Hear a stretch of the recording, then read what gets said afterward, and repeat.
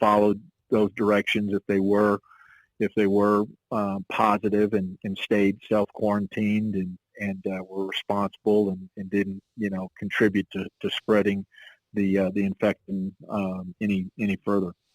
Mac, I'm sure so far, and again, it's early on, but you do have to have the athletes, your young people that are used to having full lives, social lives and all that to buy into also, kind of just committing to this. Is that one of the things that kind of makes you nervous? And it looks like so far your athletes have, said, look, this is, you're coming back, you're going to play, you're going to have to, cut a lot of things out of your life that normally would be there. Yeah, they've been terrific so far, and they've listened, and I think they've complied as best they can. I'm a lot older than our student athletes, and I have a hard time not wanting to go out and be around people, right? To stay confined is difficult. So, if I'm having a difficult time, right, then our student athletes that are 18 to 22-year-olds, you can only imagine, that's quite a challenge for them. And they've done a really, really good job about being disciplined, about doing those things right. This past 4th of July weekend was obviously a weekend, I think, as a nation, we all worried about.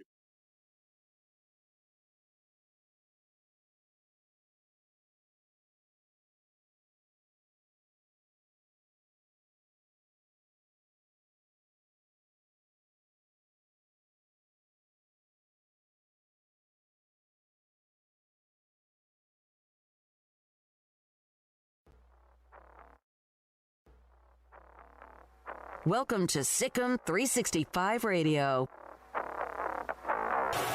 Prescott gets it complete as Cooper takes it all the way.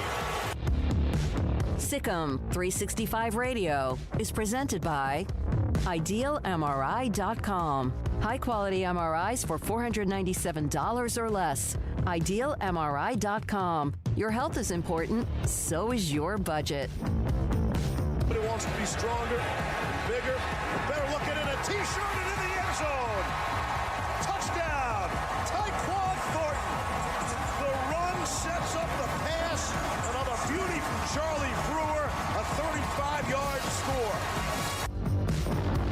The 3 o'clock hour is sponsored by Waco Custom Marketplace. Meats, sweets, Texas treats, and a cut above the rest. 425 Lake Air Drive, Waco.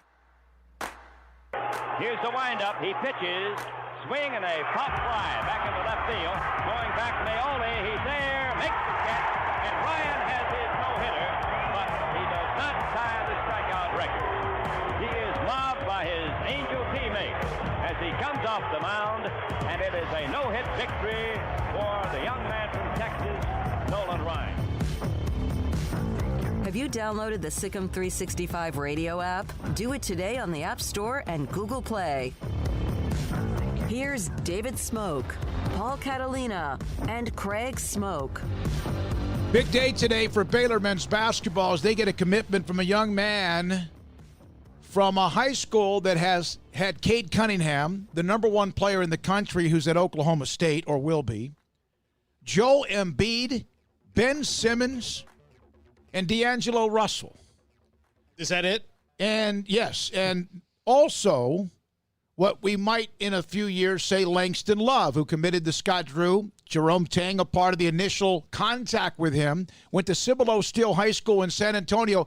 Yes, we're also going to just check on Dak Prescott and the Cowboys. Nothing to probably see or change at 3 o'clock, which was the deadline, when it comes to whether or not he signed an extension. We'll have that today, plus some news in the UIL coming, and some with various school districts around the state of Texas. Craig Smoke, Paul Catalina, I'm David Smoke. So I spoke today with Langston Love. What a great article by Jason King, by the way, pinned at the top, an exclusive earlier interview with Langston Love. You'll hear from him in 10, 15 minutes with us.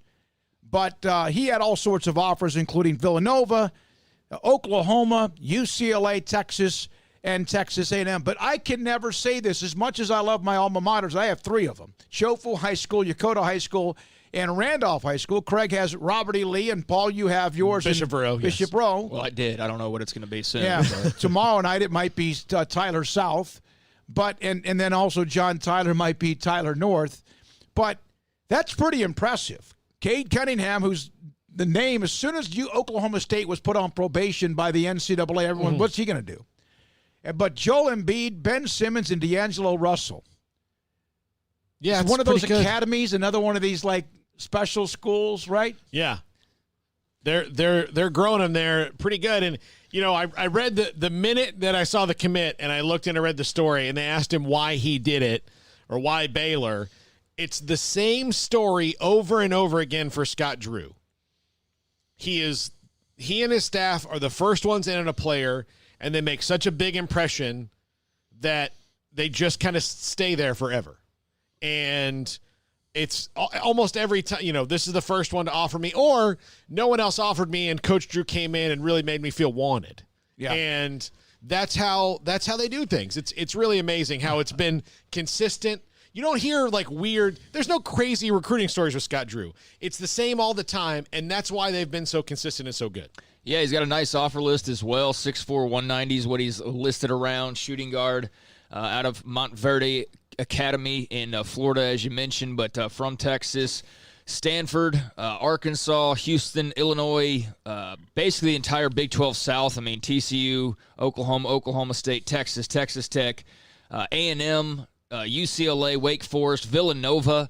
All of those are schools that offered Langston Love, and he chooses the Bears. So it's a big day for Scott Drew, Jerome Tang, the rest of that coaching staff, and a really nice addition. And they still have some questions about, you know, who's going to actually be on the team next year because of the NBA draft. But if, you know, certain players decide to leave and decide to enter that next level, then Langston Love's a really good guy to come in and make up some of that, some of what you would be missing otherwise. Man, we'll have him at 3:15 today. Had a chance to visit with him very quickly. I spoke with his father, Kevin Love, and he was a football player. In fact, he went to A&M after playing his high school ball at Judson High School, which is right next to where I went to school at San Antonio or Universal City Randolph, and where Cibolo Steele now is located, or Steele High School in Cibolo. Jerome Tang, by the Jeff Goodman of the Stadium, ranked as the number one assistant coach in a poll of 20 coaches.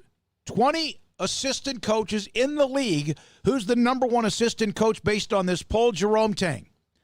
Texas Tech's Mark Adams, Carlin Hartman of Oklahoma, Norm Roberts of Kansas, and then Larry Harrison and Danielle Robinson of Iowa State tied for fifth.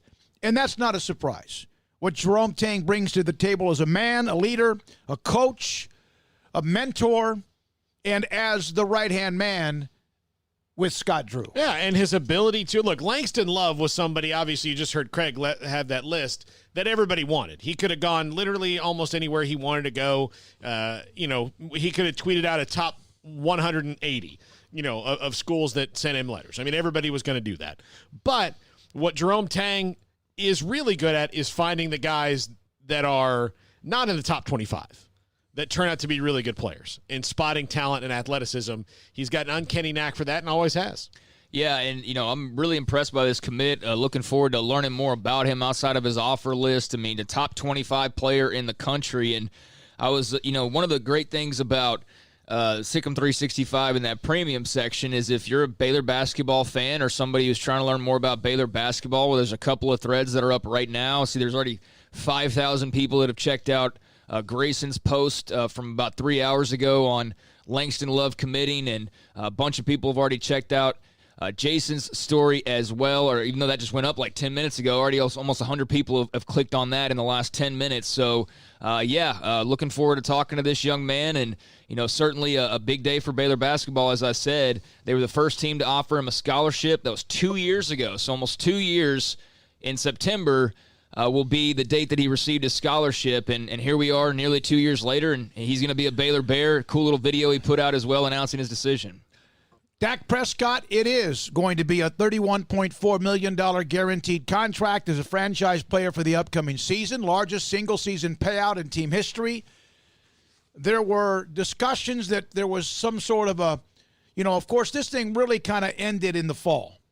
No matter what was said, which got to the point of ad nauseum, he'll get 31.4. The Cowboys cannot extend him again until the day after the season ends, whenever that might be, whenever it may start, but where it ends. And then next year, if he was to be franchised again, it'd be like $35 million, based on what is right now the top 5 quarterbacks. Now, some quarterbacks could get an extension. Mahomes just did, but Mahomes didn't help him any. No. He may have helped him if it's ever a long-term deal, but not the short-term franchise tag, because Mahomes' first couple of years of his extension, very small compared to that $30 to $35 to $40 million a year deal. And I think at least right now it looks like the Cowboys did themselves a disservice by not getting this done, because say that Mike McCarthy makes them better in year one of Mike McCarthy, which is highly likely. The offense is pretty loaded with talent. If they can stop some people on the other side of the ball and win some games and win a playoff game or two, and Dak has a big season, he's not going to get cheaper, more than likely. The only way he gets cheaper is if he plays bad, and if he plays bad, you don't want him. So, again, there's really no way he gets cheaper here. So, I think Cowboys really, You just saw what Ryan Tannehill got, right? Tannehill got some money. We've seen what Kirk Cousins has been able to get without any success, really. Although winning a division championship in Washington should give you the highest quarterback pay in America. Yeah. By the way, the Titans and Derrick Henry got their deal done. They got their deal done. We said yesterday a couple of different guys. And, Craig, you've been waiting for this day, frothing at the mouth, because now we can still discuss whether they screwed up or did he or whoever, but no longer is he going to sign, or is there going to be an extension. You have about 7 months to not worry about. 6 months. Well, I never worried about it in the first place, but I definitely grew tired of all of the talk about Dak and this contract. I mean, it's been daily for the longest time now. So, yeah, I mean, it's great that the question's no longer out there. He can just get to making his $30+ million, and that's like the losing side of this thing, which is pretty insane. But good for Dak. He's going to get paid, and then, eventually he's going to get paid again. The downside is that we will do this all over again in 7 months. We will start from scratch, and, perhaps, it's a little bit quicker next year, and they're able to just knock it out and get it done, and all the silliness will subside. But, we are going to have to revisit this down the line, which is the only downside to this. UIL is going to have a conference call. This is Cannon Williams, a reporter in Big Spring. Per UIL conference call, as of today, the UIL has said they will most likely come out with a statement on Monday regarding the start of sports and more sports guidelines. According to the call, Governor Abbott, does not want to shut down athletics. UIL rep is supposed to be on the very important conference call with the governor's office today. September was mentioned many times, and it looks like a viable option. Of course, this could be interesting. Austin had their delays. Houston, there was a report about them not starting for like 8 weeks. And Craig, real quick, because we got to take a break before we get to Langston Love on time. What did you say about the update about Houston ISD? Well, everybody initially, when they put out their report, it was that Houston's not going to start basically in classes. Obviously, they're going to start online for the first 6 weeks of the school. So that means, like, what do you do about football? That would mean you can't really even start football till at the earliest October for all of the Houston ISD schools, which is a lot. And so everybody initially reacted to that, but apparently they haven't called off football, still beginning earlier or on time. So it'll be interesting to see how they sort of navigate that. But even despite them starting online and not getting back into classes until at least October, that does not mean that football is off the table for Houston ISD. That still is yet to be determined. By the way, okay, that's good news. Well, at least for now. Langston Love is the highest-rated recruit or commitment that Scott Drew and Baylor have received since 2012. Yeah, and somebody else on the board. And was that guy just on our show? Isaiah Austin was just on the show Monday. Yeah, it was since Isaiah Austin, and I wish I could find the post, but somebody pointed out he is the biggest, I guess, guard, or the highest-rated guard, KB10BU on Twitter. On the board. highest-rated guard Drew has ever recruited. His previous 5 stars were Perry Jones, Quincy Miller, and Isaiah Austin, all bigs or forwards. So, and they came back to back with Baylor men's basketball. All right, when we come back, Langston Love of Mount Verde High School in Florida. And, Paul, I think it's Mount Verde, isn't it? Mount Verde? It looks like Mount Verde, I think. But you check with him. He'll be on with us. And then also today, former Baylor offensive lineman, 300-pound Mo Porter. Remember him? He's the running backs coach for former Mejia coach and now West Mesquite head coach Frank Sandoval, a running backs coach. And what Coach Sandoval gave me some insight on him. He'll be at 4:30. Dan Lust, a sports attorney on the Redskins fiasco of a week. What's a surprise when it comes to the mascot and trademarks. Also today, we got John Machota at 5 to kind of wrap up and put a bow on Dak Prescott and all of that's going on as well. It's 3:13. This is Sikkim 365 Radio. Waco Custom Marketplace on Lake Air Drive. You have, if you've looked at my timeline, I have retweeted not just Brian Etheridge, but others. Corby, the mailman, or retired mailman, and among others who have put up pictures of product beef. In this particular case, they have bought at Waco Custom Marketplace. From anything like a tri-tip or a brisket to something absolutely just mouth-watering delicious as well, like a bone-in ribeye. Hamburgers, hot dogs, simple as that. But also, yes, they have seafood, pork, and poultry, and the bakery that bakes fresh bread every single day, from kolaches to pies to cookies and more. And if you want a cup of coffee while you're in there, you can have that as well, like the good old days. And there's a big, long, tall refrigerator that's filled with cold beer and even soft drinks or more. There is an area where you could have fresh vegetables that looks like they've been pulled right out of the ground.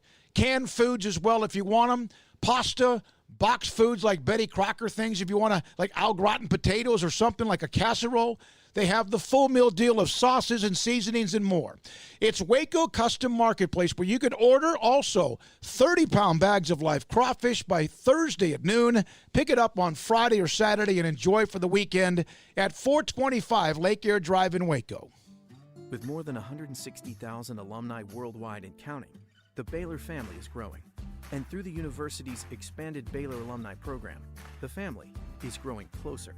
With hundreds of local volunteers planning events in cities and towns around the country, you can gather with fellow Bears no matter where you are. So, get connected, get something started, get involved, and make plans to get together with Baylor alumni.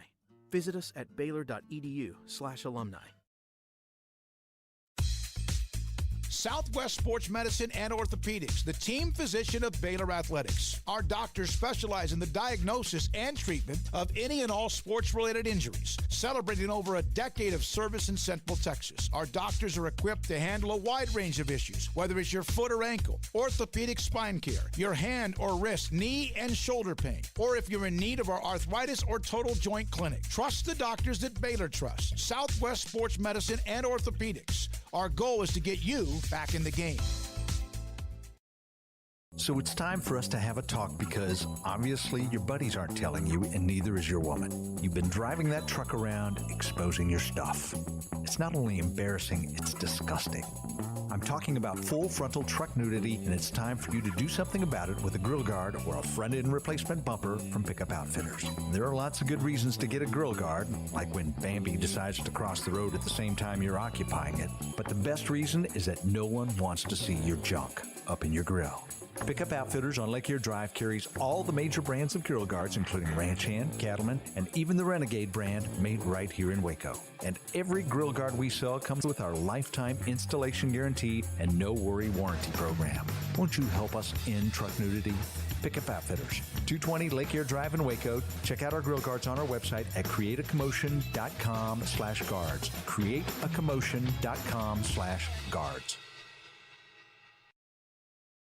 Summertime means vacation time, and while this summer may be different, at Allen Samuels, you can always count on our huge summer clearance event. It's on. Brand spanking new 2020 Ram Lone Star Crew Cabs. Now 0% financing for 72 and no payments for 90 days. Or choose up to $10,250 in total values. America's most loyal half-ton pickup owners are Ram owners. It's time to say goodbye. Adios, 2020s from Allen Samuels. Ask for details.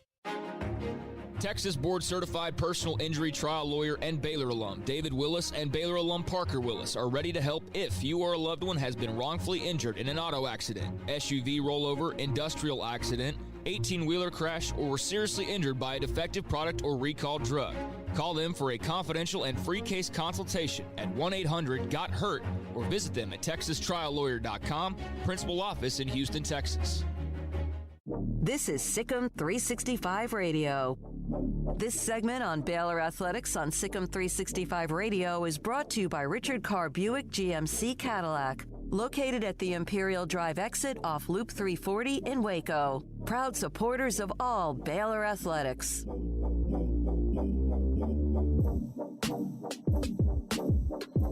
Langston Love joins us. He is the latest to commit to Scott Drew, Jerome Tang, the Baylor coaching staff, and the Baylor Bears. Top 30 player, one of the top guards in the country. He joins us now on Sikkim 365 Radio. Langston, thank you very much. I spoke with your father, Kevin, just a little bit after I spoke with you earlier today to set up the segment. And this is something that, you know, you'd think you're going to hear this from a father, but when I heard him say this, and it sounded so real. He's a great kid, a character kid, great fit for Baylor, and Baylor's a great fit for him as well. Incredible person, leadership, character, Christian faith. What's that mean to you when your father says that to you? Yes, sir. It's great to be here, and it means a lot because he raised me, and for him to say that, it feels like I've been doing the right things, and I've been following in his footsteps. So Scott Drew and the Bears are the first ones to offer you. How much did that sit with you that they were the first people in on you?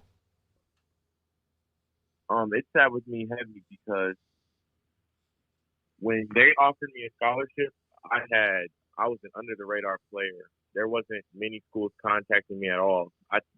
In fact, they were the first school to really contact me. And when they offered me for the future because they thought that I had something special in me, and it turned out well. So they were the first ones to believe in me and have faith in me. So that meant a lot in my decision. And Langston, then a lot of other people started to believe in you as well. You picked up a lot of offers along the way. Today you make your decision. What was your thoughts on the recruiting process as a whole, your experience going through that and talking to all these various coaches and schools, and what ultimately made you decide, you know what, I'm going to go ahead and make my decision? The recruiting process, it was a long process. I was getting calls every day.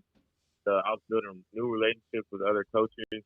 I had good relationships with the other coaches, but on Monday when my family was talking, Baylor has just been the most persistent, and they were the most devoted towards me, I would say, over these past years. And I just love the coaching staff. I enjoyed talking to Coach Drew, and that's really what made the decision right. So you're from, initially, Steele High School down near San Antonio and Converse. I went to school, and you were a sophomore at Cibolo Steele or Steele High School in Cibolo next to Judson. I went to school at Universal City Randolph. And, of course, I'm a lot older. I'm 61 years old. There wasn't even a Steele High School when I grew up because that area exploded so much. And so you went there, and you guys were really, really good there as well. That's when they found you, right? That's when they first offered you when you were in San Antonio? Yes, sir. They found me when I was in San Antonio. Well, they're not the only ones. Yeah, they're not the only ones because eventually, obviously, you ended up going to Florida. And we read off the alumni that have been to that school. Joel Embiid, yes, Ben Simmons, D'Angelo Russell. Jason King had this in an article earlier today on Sikkim 365. He spoke with you. Cade Cunningham, who's now at Oklahoma State. That's pretty powerful. How much did that mean to you when you went to school there? When I was school there, just to be in a conversation with those guys and being able to play against those guys every day in practice. That was what I really went for. It was to allow myself to get better and be challenged every day and not take the easy way in anything, and just use them and the school to make me become a better person, a better man, and use it for my advantage. All right. We need a wingspan update. One of our guys very obsessed with measurables, so 6'4", 190. We want to know what the wingspan is right now. Oh, I would say actually now I weigh 205 now. Wow. 207. Okay, that's not because you've been shut down with COVID, is it? Because you haven't gotten you eat a bunch of brisket and Twinkies, have you? No, sir. I've been weighing 207 for about 6 months. 6 months. All right, so wingspan, because of how you can help on defense as well, or steals and deflections and whatever else. What do you have your wingspan off the top of your head? One of our partners wants to know that. Yes, sir. I think my wingspan is 6'9". That's what I think my wingspan. Whew. That's what it is. So that's when I last got it measured, it was 6'9", but that was months ago, so it could be longer now. Wow. Could be approaching 7 feet. Yeah. I get really jealous of tall people. Is that humanly possible to be longer sideways? I mean, it is when you're fat. Well, apparently so. Yeah. Apparently so, because Langston is. Wow. Hey, Langston, where did your love for basketball come from? Who helped plant those seeds in you, and kind of take us through your love of the game? Really just watching my brother as he played basketball first.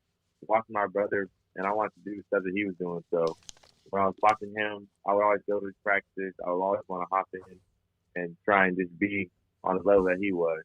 That's really what got me into basketball.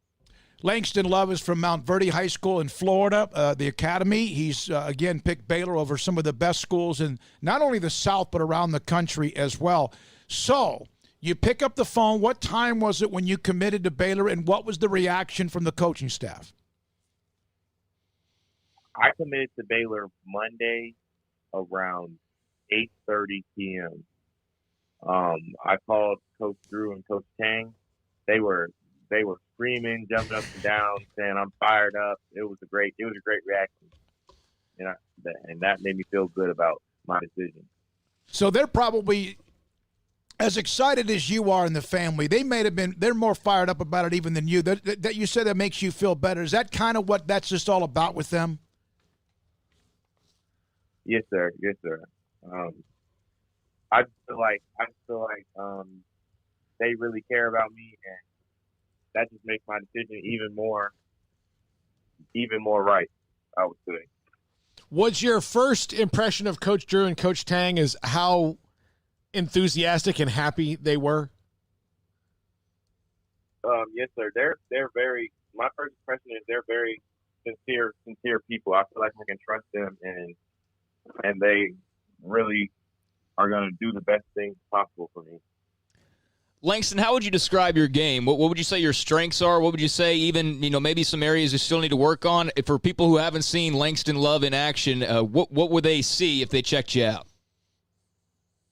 I would say I'm a two-way player. My position right now is shooting guard, but I'm working on my handles and extending my range so I can become a combo guard and maybe run the point guard sometimes. That's what I want to focus on right now. Why did you explode onto the scene with Baylor the first to get you, the first ones that kind of offered you? And then, of course, now all these names, some of them have won national titles like Villanova, Kansas, among others. What was it that all of a sudden, was it your transfer? Obviously, you were good in San Antonio, but what was it that all of a sudden you realized, whoa, and everyone else realized about you, whoa, this Langston Love is a player? My end of my sophomore year, we made the state. We had a really good state run, and that was when stuff started to pick up because after the state run, I got contacted by Houston Hoops, and when I started playing with Houston Hoops on the EYBL, my first game I went out and I played pretty well. I played pretty well through the whole session, and that's when my name really started to get onto the scene. Langston Love of Mount Verde High School Academy in Florida with us on Sikkim 365 Radio today, or Monday night. Today it became the news, has committed to Baylor University. Do you have any players that you like to watch that are kind of influences on you? I like to watch a lot of Devin Booker, Bradley Beal, players like that are close to my side, but they have just some stuff that I want to do and things that I want to gain. Langston, what are some of your interests outside of basketball? What are some of your hobbies, if you have any? I know a lot of people just dedicate themselves to the game, but what are some of the things that you enjoy outside of the game of basketball? I'm mostly dedicated to basketball, but I actually enjoy like R&B music. I enjoy my latest thing that I like to do. I went fishing for the first time. That's something I enjoy. I'm going to do that a lot more. Oh, cool. A lot more. Well, hey, they got some good fishing spots around Waco, so and plenty of people to be able to show you around. So that's pretty cool. Yes, sir. Yeah, now you also, your father had told me you do love music, and you mentioned R&B. Is there a specific type singer or group, or maybe even one of your favorite songs? Lately my favorite song is the song that just came out by Drake called the Chicago Freestyle. I really like that song. Me too. It's a smooth song to listen to. By Drake? Yeah, by Drake. No, don't let him be a fan. Now, I know it'd be great Drake's to going to have Baylor jersey on. All of a sudden, Drake's going to start wearing a Baylor jersey, and that's really cool and all, but his teams always seem to lose unless it's Toronto, the right? Raptors Yeah. won. The Raptors won. Yeah. He finally broke the Drake curse. Yes, sir. He finally got a team that he had enough jerseys he wore that they won something. He's from Toronto, so Yeah, I will give him the benefit of it out there. That's exactly right. All right. So what's today been like for you, and how did you committed late Monday night, and today's when it all kind of came out. What's it been like for you today with all the various requests and interviews and people who want to get something out of you about your decision to go to Baylor?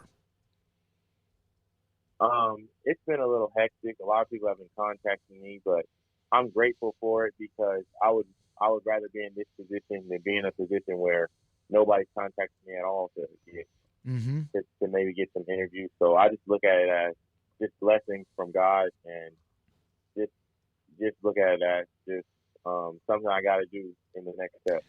Langston, your father went to Judson, which is a Steel rival before they were even ever alive, I guess, with the Steel. But also, he was a football player at A&M. He played football at Judson.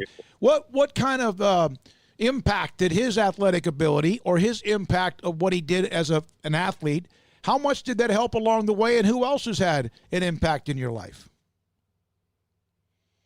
It helped along the way. My dad, we usually keep it within the family.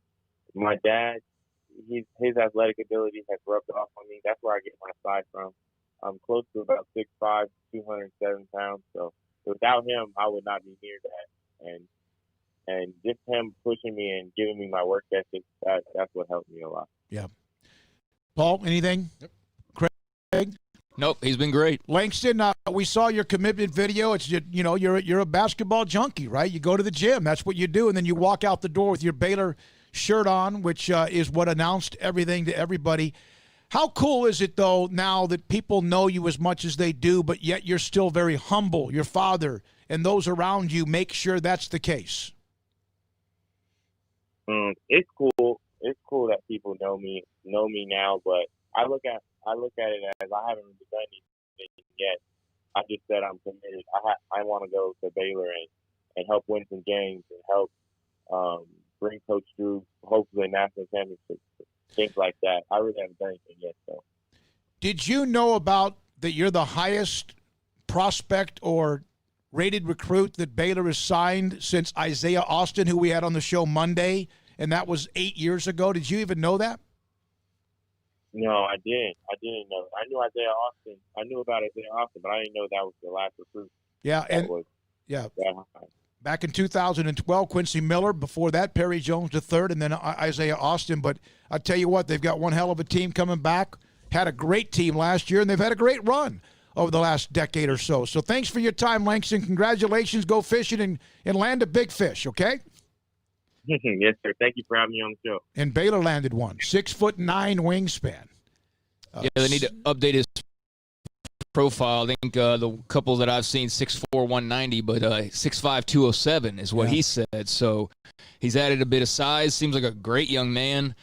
He definitely have some fishing opportunities, I would think, in Waco. Got a lot of them now in Florida. But, he's focused and locked in, and I'm sure relieved right now that he's got this decision out of the way. Yeah, it's just typical. Paul, you kind of spelled it out, a Scott Drew type Baylor men's basketball type story about recruiting. And then all of what's gone on, Craig, up on Twitter, they were screaming, jumping up and down, fired up. It made me feel great about my decision. Yeah, because when you call somebody and say that you're going to commit to the next 3 or 4 years or whatever it might be, no matter what sport it might be, and if they thank you, no, that's what you would expect on someone like is highly rated. But it could have been Langston Love, could have been ranked 400 in the country. They wanted him, they offered him, and they got him. I wonder what people like Nick Saban do. We're just used to getting 5-star prospects where it's like I'm sure he does. He knows he gets them all, but I just wonder if he's just like, why, thank you. That's very exciting to me. We look forward to you moving to Tuscaloosa in the near future. No, I bet he has fun with it. And great job by Jason King, the exclusive interview from earlier. Really nice job on his article. And his wingspan, again, Ashley, he had to know that, right? 6'9". I didn't know you could be longer sideways than you could be as far as length, than you could be up from the top of your head to your toes. I've never had to even consider that, so it's never crossed my mind. I've never had size like that. I do think of like the Jordan poster everybody had growing up, though, with the wings poster with him, having his wingspan out there. Does it make anybody else mad that, apparently God just lets other people get taller after they're 15, but when you're 15, you're 5'7.5", and that's what you are? And it never changes. What are you? 5'7.5". See, anytime you use a half, like I do, I'm 5'10.5". It means I'm so badly wanted to be 5'11". I never was. No, I thought I leaned my neck up. I tried to I don't know. I have to measure, but I've been a pretty solid 5'7.5". Like one time I went to the doctor and they told me I was 5'8", and I was like, get out of town. What are these shoes? I'm getting 50 pairs of these. Mount Verde Academy in Florida, which is, if you look for the biggest city close to it, it would be Orlando, which is right there in the midsection of Florida, where the bubble is. Yeah. Where the bubble is. 334, Craig? I got Dak Prescott's father commenting apparently on Twitter about what's going on today, and Jane Slater's got a little bit of an update on what happened last minute, if you want to come back with that. We'll come back with the latest on Dak, plus a couple of other notes from those who cover the Cowboys of the NFL, leading even up to the 3 o'clock deadline. Today at 4, sports attorney Dan Lust on the Redskins and what they do now with all the trademarks that have been taken. And then at 4:30 today, he's now West Mesquite running back coach, former Baylor and Navarro College offensive lineman Mo Porter with Frank Sandoval's staff, who once was at Mejia.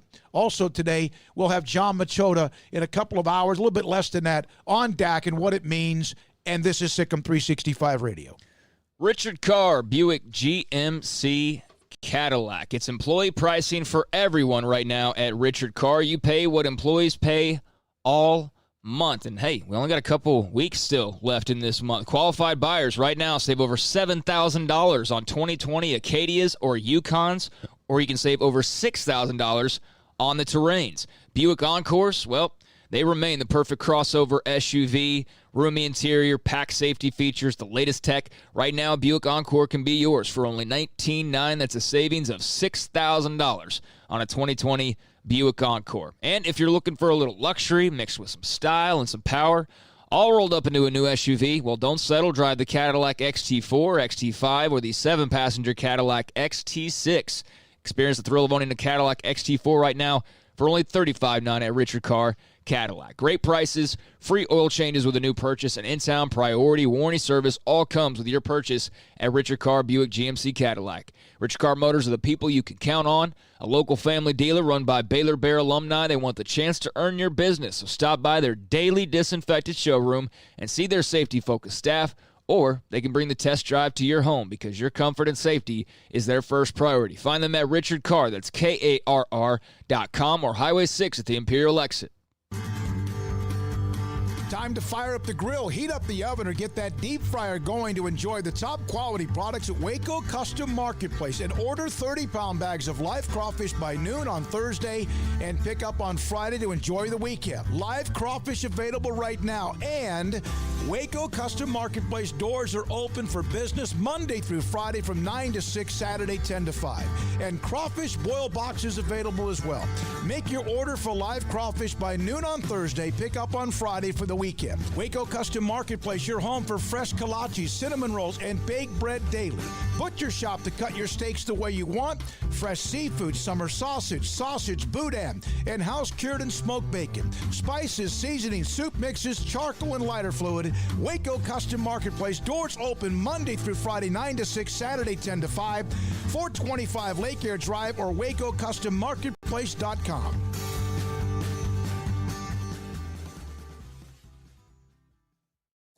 Riverbend Liquor and Wine has their easy-to-access drive-thru open and convenient and clean in-store location on the corner of Lakeshore Drive and North 19th Street in Waco. Riverbend Liquor has the best and most extensive variety of craft beer selections in Waco and Balcones whiskey, including single malt, pot still, baby blue, French oak, rye, and brimstone. Riverbend Liquor and Wine, family-owned and operated, and a hidden gem in Waco on Lakeshore Drive and 19th Street. And find out more on Facebook and Instagram. Hey, this is Bryce Petty, former starting quarterback and two-time Big 12 champion, and I know firsthand the importance of being in top shape both on and off the field. So listen up, men. If you're feeling beat down day in and day out and looking for that high-performance edge that separates the men from the boys, then look no further than the Petty Clinic Low T in Waco. Petty Clinic is a comprehensive men's healthcare clinic with an atmosphere catering to men. Board-certified Dr. Kent Petty has a special interest in offering the highest quality medical care to men of all ages. Some of the services offered include screening and treatment for low testosterone or thyroid, infertility, high blood pressure, diabetes, high cholesterol, sleep apnea, while offering comprehensive wellness exams and complete men's health lab panels. High performance men, remember, it's not just a Petty thing. This is Bryce Petty, encouraging you to reach out and Google search Petty Clinic Low T or go to pettycliniclowt.com and get your complimentary lab screening today. Ideal MRI is a small family business right here in Central Texas. We're open to support you while lowering the cost of healthcare bills. When you need an MRI, ask your doctor for an Ideal MRI. Visit us at idealmri.com or call us at 833-IDEAL-MRI.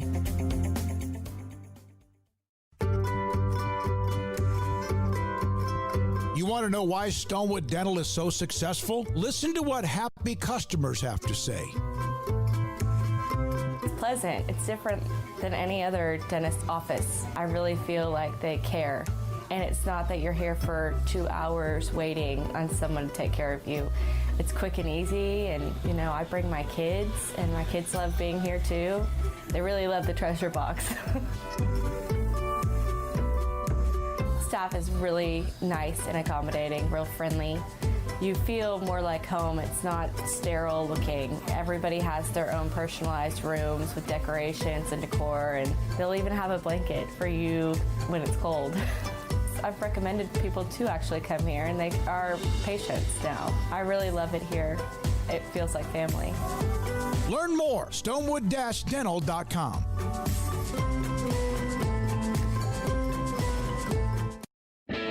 This is Sikkim 365 Radio. The Sikkim 365 Radio poll is brought to you by Pickup Outfitters, where everything purchased and installed comes with our famous lifetime installation guarantee and free warranty assistance. 220 Lake Air Drive or createacommotion.com. Here we go at this 3 o'clock hour. We had Langston Love, the newest commit. Jason King, of course, had a chance to visit with him and had that first and exclusive interview earlier today. Craig had a note about what Dak Prescott's father on the franchise deadline. The timeline has come and gone. He will play for just over $31 million this year. Yeah, I need to correct myself. It's his brother, actually. It's his brother, Tad. So I apologize for getting that wrong. But his brother, Tad Prescott, said on Twitter, "There is a reason I was never a Dallas Cowboys fan growing up or before they drafted Dak after today. Who knows how much longer I'll be cheering for them." Wow. So That's from Tad, brother of Dak, upon this news. Jane Slater then said, I'm told Cowboys quarterback Dak Prescott was involved at the last minute in an effort to get a long-term deal done, but it was up against the 3 p.m. Central deadline per source. The deal was between $33 to $35 million annually with $110 guaranteed. The deal included a $50 million signing bonus and $70 million over the first 2 years. I'm told Dak wanted to get this deal done, but it was too late, per source informed. Well, that's deadlines make deals, but in this particular case, it just never seemed to get off. Made a deadline. Just couldn't do it, and he'll play for just $31 million or so this year. Jason King, Sikkim 365. Jason, I was bringing this up. I love the fact, and I said this on the board, you had Langston Love in an exclusive interview, and you were able to have what you do, which is write incredibly well, and then we were able to double team him. I love how we do that on the site and with Sikkim 365. How big a commitment is this for Scott Drew, Jerome Tang, and his coaching staff? It's an amazing stat to me to think about all the success that Baylor has had, in these past 6 or 7 years with players that weren't, ranked in the top 25. I mean, they've contended for titles and beaten tons of top 10 teams with guys that have kind of flown under the radar. But now that they have a guy that's the opposite of that, I mean, this is a high profile kid. Who I think not only talent-wise is going to really help him, but we've talked a lot about good ambassadors for the program, great fits in the locker room. The more I hear about this kid and after talking to him, people have compared him to Jared Butler personality-wise, as far as a guy that just really gets it, teamwork, that kind of stuff, things that are the most important. So I think he's going to be a good fit, not just on the court, but in the locker room. Is this kind of the first recruit that is a reaction to the last year of what Baylor accomplished on the court and being a number one team for as long as they were?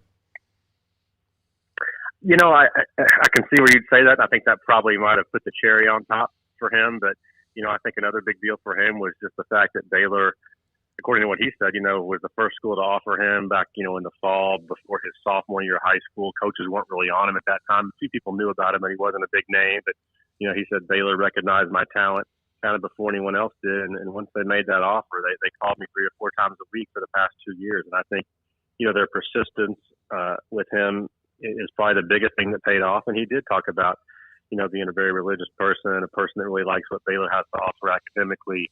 And I think all those things combined with, what they've done with their guards here in recent years, I think those are the main factors that got him.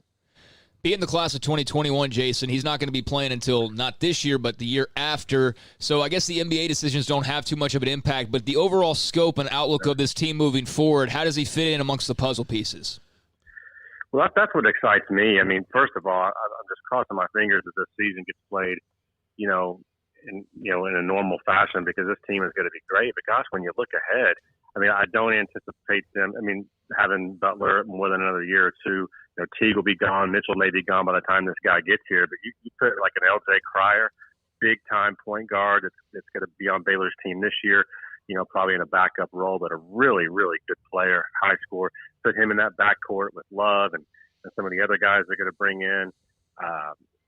Adam Flagler, who's really made an impression while he's redshirting. I mean, that backcourt, it looks like it's going to be in really, really good shape for the next 2, 3, 4 years. So, and plus there's plenty of time to add more people as well. So, it's just an exciting time right now to be a Baylor fan again, not just because of this season, but because of the future. And, same thing with football. I mean, we're talking today about the quarterbacks and their stable. So it's kind of fun to look ahead sometimes in both of those sports. They've won head-to-head battles before when it comes to recruits, but we mentioned it's been 8 years since Isaiah Austin, and then, of course, Quincy Miller, and then Perry Jones the third before that. But to go up against Villanova and Kansas, and even the names of the schools that are the big, huge schools in Texas that have had basketball success with, not lately, but Shaka Smart can recruit. We know what A&M has. Yeah. Now with their new coach, I just went blank. Buzz Williams. Yeah, a fantastic coach. How much does that reverberate through college basketball? I definitely think, Baylor turned some heads today. I mean, I'm seeing a lot of the national guys, write articles analyzing this commitment, and that's something you haven't seen a lot lately. When it comes to Baylor basketball, like we said, they're going for a lot of transfers. They're going for under the radar guys. And honestly, I think a lot of that's by design. I do think that, when you talk about those one and dones, those top 5, 10 players, there's just so much that goes into getting those guys. I mean, first of all, you're just having to go against people that are, doing the wrong things and pulling strings to get guys. You're battling against that. And then they get to campus and they have a bit of a prima donna attitude, and sometimes they can be a little bit tougher to coach. They have expectations, and sometimes you feel like you have to play them. If you want to get another one and done, you got to show that you played this one and done. And I think sometimes Scott Drew probably just said, this might not be the route we want to go. We'll be selective and take some if some come along. But, for the most part, we're going to go for those kind of fringe guys that we can really develop and some transfer so we can be a veteran team. And that's really working well for them. And occasionally when a guy like this comes along that's a great fit personality-wise and obviously a good player, they'll make it happen.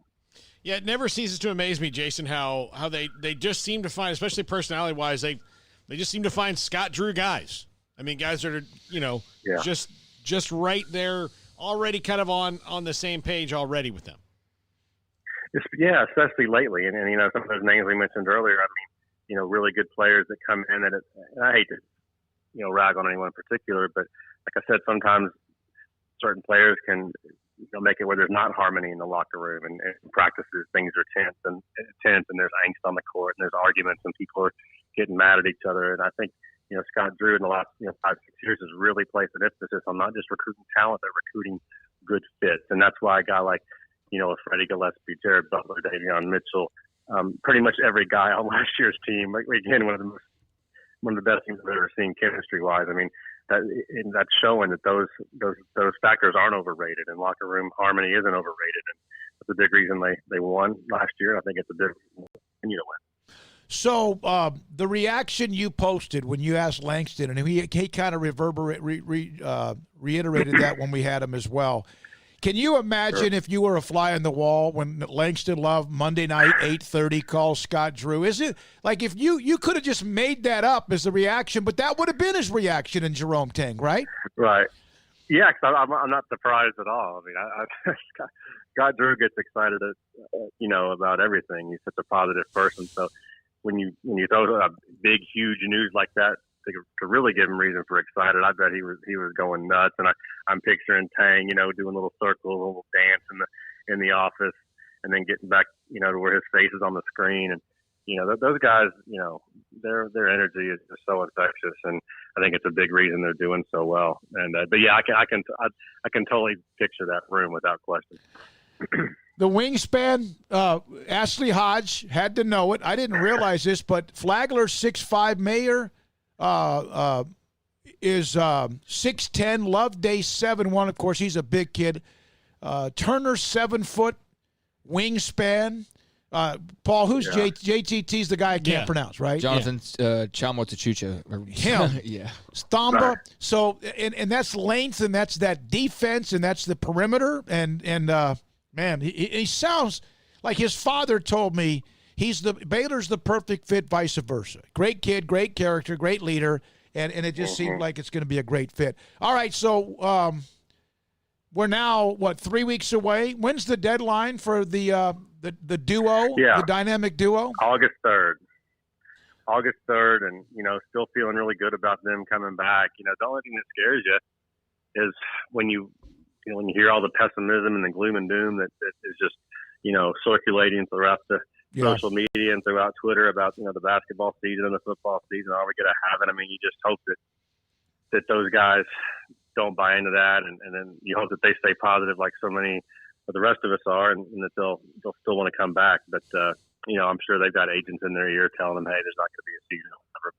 But I still feel like that they're going to be back. I think Teague knows he's not going to be drafted, and Butler right now is a second round guy with a chance to really leave a legacy at Baylor. He's already kind of left one, but the things he could do with another year or two would be really, really special. So hopefully we'll see both of them back August 3rd. I know that Butler was in town, last week and was working out with the guys off campus and had a nice meeting with Scott Drew, a nice lunch. And I think, people left that one feeling pretty positive, but we'll see what happens. August 3rd, 2 or 3 weeks away. Yeah, it is. Last question for you, Jason King, Sikkim 365. He has an insight with Langston Love and his commitment and all of what was going on during the time he did, and also who he is. You can hear our podcast as well up now on the Twitter and Sikkim 365 of all of the pop quiz, which I got to tell you, my two guys here, Craig was on something. You did something earlier. True or false? Yeah, Craig did true or false. No, I gave Craig the week off. Paul, I didn't get to email until it was already in the morning. So yeah. So of you didn't check the email. You had it. Yeah. You've got an Apple phone on your. I know. Whatever it's called. All right. So, of all of the reactions, was there anything in particular among some of the reactions from the healthiest food that doesn't taste all that healthy, right. and what was the one that kind of stuck in your mind of all the things that were said? Well, first of all, the food question is the one that usually gets the most reaction, literally like 90%. But this week we talked about healthy foods, and no one really was interested in that, and there was no debate or no reaction to that. In fact, I think the overall leads were down this week, so no more health talk, I guess, on that. So then, I think the other two that got interested, a lot of reaction was, who's Baylor's rival? Who, if you had to name the biggest rival for Baylor, who would it be? I think most people said TCU for obvious reasons, a natural rival because, private schools close together, enrollment, that kind of stuff. And then, a lot of people talked about their favorite piece of sports memorabilia that they owned, and I think those were probably the two that got the biggest reaction. There was a COVID question, but I think people are so burned out and frustrated and just trying to stay positive. We just kind of don't want to talk about that right now. Sometimes I don't either. You have to, but it just kind of brings you down when you do. Yeah, I can imagine that. Okay, Jason, thank you very much. How's the? Are they still playing? Are you still playing Little League baseball or whatever it is? Are they still doing? Yeah, my son's team. We started June 1st, and we played 24 games since June 1st. Got about 10 left, so through the end of the month. So yeah, everyone's still playing. The other day, finally, for the first time, they made all the fans in the stands wear masks, and it was 104, and then wearing that mask was tough. I'd be lying if I said some people didn't cheat a little bit and take it off when the tournament director wasn't driving around. But yeah, it's amazing how people are just still out there at these tournaments, just packed but it's been a fun summer of baseball, no question. Thank you, Jason. Appreciate it. Jason King with us, great basketball writer. Does a lot. Does the pop quiz, does the true or false on Sikkim365.com in the premium section. By the way, I just saw what Ashley Hodge did. He actually contacted Tim Schumacher, who is the coach of Houston Hoops, Matthew Meyer, and also L.J. Cryer. And we heard what Langston Love said. He played for them a little bit. He said what makes him so special, he can score from all three levels. You nailed it. Guards that can score from three levels are rare. He has that ability. He's unselfish. I would say that about LJ and also Langston as well. I've had the privilege to coach a lot of great players with Houston Hoops, including Meyer and Cryer. Langston is as talented a kid as I've ever coached. He has a chance to be special. 6'5", 207 from Mount Verde Academy in Florida. Very nice. I got a couple of news things here because you guys brought up face masks. I just saw where Walmart, starting on Monday, will be requiring all shoppers to wear face masks. I guess it was more of a voluntary thing, even though when I'd go to Walmart, I see most people wearing them here the last couple of weeks, but I guess they're going to start that starting on Monday. HEB's already been doing that. And also, the Houston ISD had their press conference, and while there's a little bit of confusion on how online learning for the first 6 weeks is going to affect the sport of football, apparently there will be no practices, no games while virtual learning is going on for Houston ISD. And one of the reporters out there said, as of now. So this could be something that changes, especially if there's some pressure or numbers go down or whatever. But as of now, it looks as though there will be no football practices, much less games for Houston ISD until at least October. One of the things that the Austin ISD, or that area that brought up, had that South Lake Carroll Westlake game with Todd Dodge against his former school, etc. So that probably looks like that's going to get nuked. Also, a couple of other notes on this Dak Prescott. Babe Laufenberg had put this up. He's done this before, but he put it up again today to reiterate this. As the deadline passes, he'll get 31.4. No one's feeling sorry for him, but his brother's tweet was kind of ominous. Okay, and that's kind of now you're mad. That's his brother. That's he's going to make Dak. only 31. Here is a list of quarterbacks in the Super Bowl era, which now has been since 1966 or 7, who have had 40 wins and 15,000 passing yards in their first 4 years. Dan Marino and Dak Prescott. So no Super Bowls then. And that is it. Dan Marino went to one very early, like his first or second year, right, with Miami, and they got blown out. But Dan Marino and Dak Prescott, and that is your list. And that, again, there's things Dak has to get better at. He's got a lot of weapons around him. A lot of quarterbacks might have had that. Me personally, as a guy who's a Washington fan, Dak gets zero credit for the wins from fans. I give him zero credit. I've seen, I don't understand. He's winning games. They're not winning a couple of key games here and there, but so was freaking Romo. 4 seasons, 40 wins, two quarterbacks in the entire 50-plus years of the Super Bowl. Dan Marino and Dak Prescott. Yeah, I wanted to pass on while we're doing a little notes here. This was from Kendall Rogers via Colt Barber. Appreciate you sending me that. But Kendall Rogers, the NCAA Division I Council, has passed legislation effective August 1st that would allow teams, we're talking baseball here, to give need-based merit aid without it counting against a program's scholarship total. So I think this is something that schools can choose to do, don't have to do necessarily, but it depends really on the budget of the school that we're talking about. But that is good news for baseball, given all of the things that have arisen because of COVID and just the lack of baseball scholarships in general. So we'll see what everybody around the country ends up doing. But I think this is really good news for a sport that's typically pretty short on type of aid and scholarships and things of that nature. So that has passed by the D1 Council effective August 1st. Teams can give need-based merit aid without accounting against their program's scholarship total. So good news for college baseball. All right, that's Kendall Rogers. Does a great job covering baseball. If I could ever just get him to respond to me on anything, right? Anything. He's good, though. He's one of the best baseball writers, college baseball writers, and I just sent him a note. Maybe he can jump on with us at some point. Coming up next, Dan Luss, sports law attorney, Sikkim 365 Radio. Waco Regional Tennis and Fitness on Lake Shore Drive. I have had kind of this kind of pain in my left foot, and it's called plantar fasciitis, and it's something that at times it flares up. I've never had it before, but I've gone and continued to do what I do every day, whether it's spin class or whether it's running or whether it's weights or whether it's a combination of everything. So today, my foot felt better than it has maybe in the last, maybe even a couple of 3 weeks. Paul and Craig have seen me kind of just hopping around on occasion because it hurts. But today I was able to go and run 4 miles despite it, because that's kind of just what I've learned.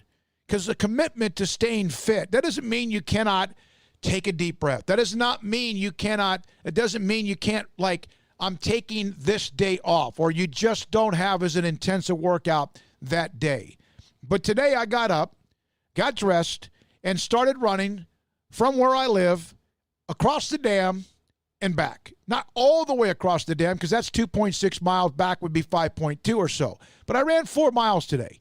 It was warm. It was humid. My T-shirt, my Smoky.com T-shirt was soaking wet. My foot felt okay. I wanted to go another mile, but I had a haircut to get to. But that's also the discipline of when you want to stay in shape or fit.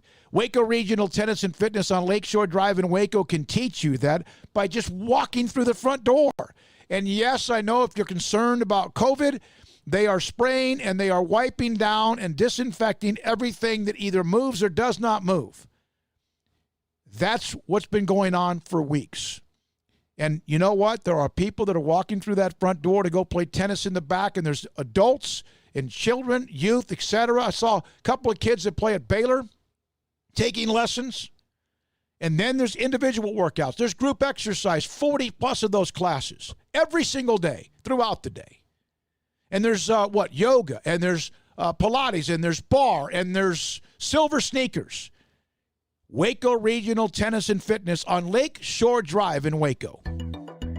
It takes time to reach goals. It's a truth that applies to more than sports. It goes for your financial goals as well. You work hard for your money, and you deserve an investment strategy that lines up with your game plan. And Tom Albers, your Edward Jones financial advisor, can help. If your financial investments aren't putting forth the effort you desire, stop by today for a financial review. Tom Albers, 4301 Lakeshore Drive, 254-776-7605. Edward Jones, member SIPC.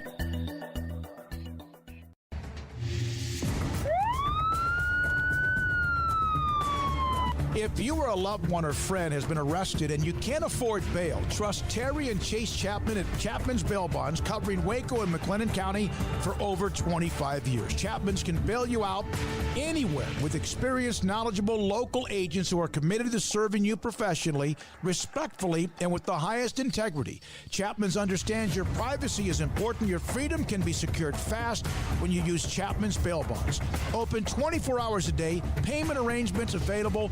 Call Chapman's Bail Bonds. When you need help, 254-754-1603. When you ring, we'll spring. Let Camille Johnson Realtors guide you seamlessly through the process of buying your dream home or selling your current one. Commercial, farm and ranch, or residential, Camille Johnson Realtors can smoothly and successfully lead you through any transaction with a team of 24 experienced agents who are excited about serving you. Camille Johnson Realtors services the entire greater Waco area. If you're in the market to buy or sell, contact Camille Johnson Realtors, 104 Midway Center in Woodway, or find them online at www.camillejohnson.com. Camille Johnson Realtors, elegant, charming, warm. Welcome home. Boozers is the wedding ring store and more. If you're ready to get engaged or already married and want to upgrade your wife's ring for a special anniversary, Boozers is the place to go. With the largest selection of premier quality diamond engagement rings and wedding rings in Central Texas. They have 7 cases with over 300 styles of rings from top designers like Natalie Kay. Choose from yellow, white, or rose gold, plus beautiful top quality loose diamonds. With an in-house jewelry, they can also custom make anything you want. Bring in a picture or drawing and let Boozers create your one-of-a-kind pendant or ring. They can even use some of your old gold and diamond jewelry to create something new. At Boozers, you'll find a great selection of quality timepieces, and Boozers is the place for expert watch maintenance and repairs too. They specialize in expert Rolex watch repair for fine jewelry, watches, custom work, and more. Go to Boozers on Valley Mills and Lake Air Drive in Waco. Boozers, the wedding ring store and more. In great times or tough times, you always feel better working with someone who's there for you. When it comes to great banking, people here count on the First National Bank of Central Texas, here to help you, your family, and your business. Personal banking via phone, desktop, tablet, and drive-through, and business banking tailored for all situations, including yours. Amazing tomorrows from the First National Bank of Central Texas. Familiar faces making local decisions. Member FDIC, Equal Housing Lender. This is Sikkim 365 Radio. Start from their own 28. Here's Charlie Brewer with time. He'll take a shot down the field. Denzel Mims is there, and he's got it. What a throw and catch.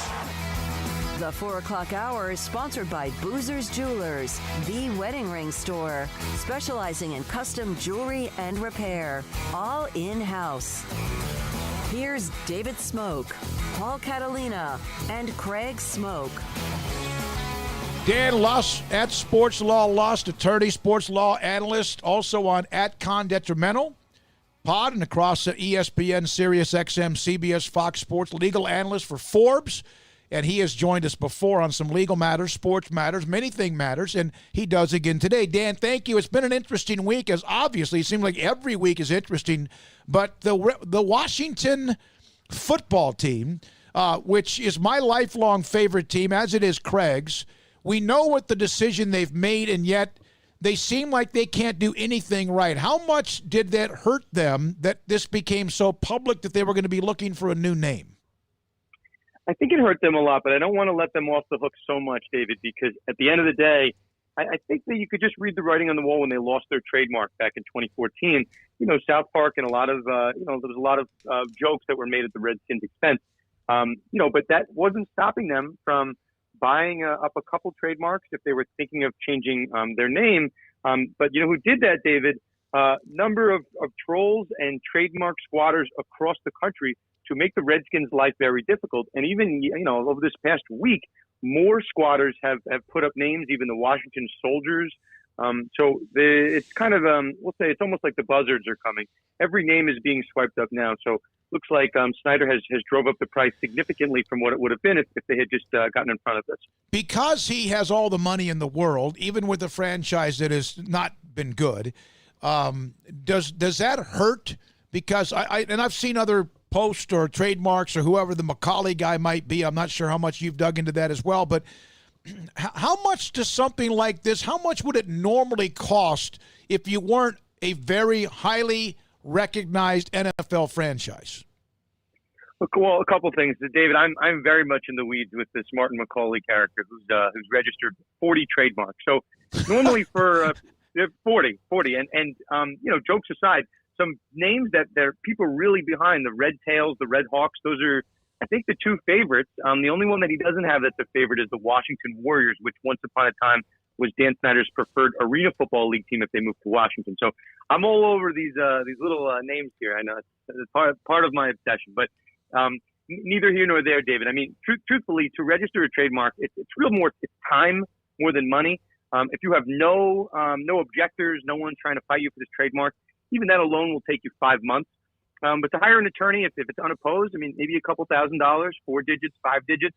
But if you're someone like Martin Macaulay, who's not an attorney, he's an actuary, 61 years old from Virginia. He's not a diehard Redskins fan. He just thought it would be funny, I guess, to do this. Jokes on the Redskins, because this guy has for 6 years been building up an army of trademarks. And now he has the two betting favorites, the Red Tails and the Red Wolves, and he has them, really, I don't want to say holding them hostage, but he's going to significantly delay the Redskins' path. How much does it cost to ask for a trademark? I mean, the filings are relatively cheap. It's just a matter of defending them. Again, maybe a couple $100, couple $1,000. Okay. But if you were an individual, an amateur, you could just do this on your own. You don't need an attorney or anything like that. The issue comes as just kind of coincidentally, this Red Wolves trademark is in a battle between a Chattanooga soccer team and an Arkansas State college team. So if you get into a battle, that could be very costly. And just kind of to drop a nugget on you guys, Snyder is being reported that the name that he likes is involved in a trademark battle as we speak. And the one that we know about is this Red Wolves. So that's why you're seeing that among the favorites on these betting odds boards. With squatter, I mean, this is just people, who are, have the foresight to do this. I know it's annoying for the big businessmen, but Dan Snyder has had the entire time to do this. Is this just him being stubborn and saying they were never going to change the name, put it in capital letters was his quote, just his stubbornness that got him to this point that he never ever thought it would happen? I mean, I saw a crazy report that Snyder was planning to do this before all these various protests, which I just don't buy.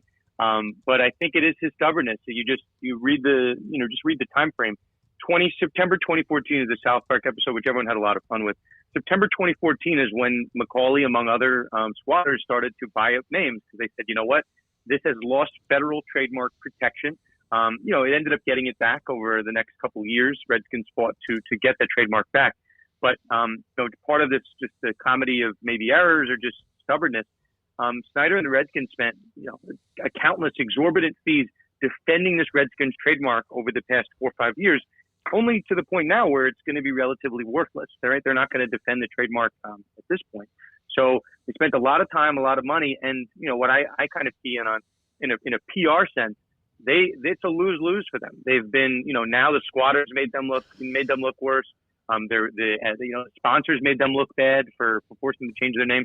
If Dan Snyder last year would have done this on his own, not only would he have saved a ton of money, but he would have looked pretty good just on his own making a decision like that. So I think it's I hate to say it, guys. I know you guys are Redskins fans, but the situation could not have been botched worse than it has been already. Oh, you're not hurting me. No, we're just a disappointment. Okay, good. Two of the three of us. One of us is a Cowboys fan. Yeah, I'm enjoying this thoroughly. I'm numb to. I absolutely I love the name.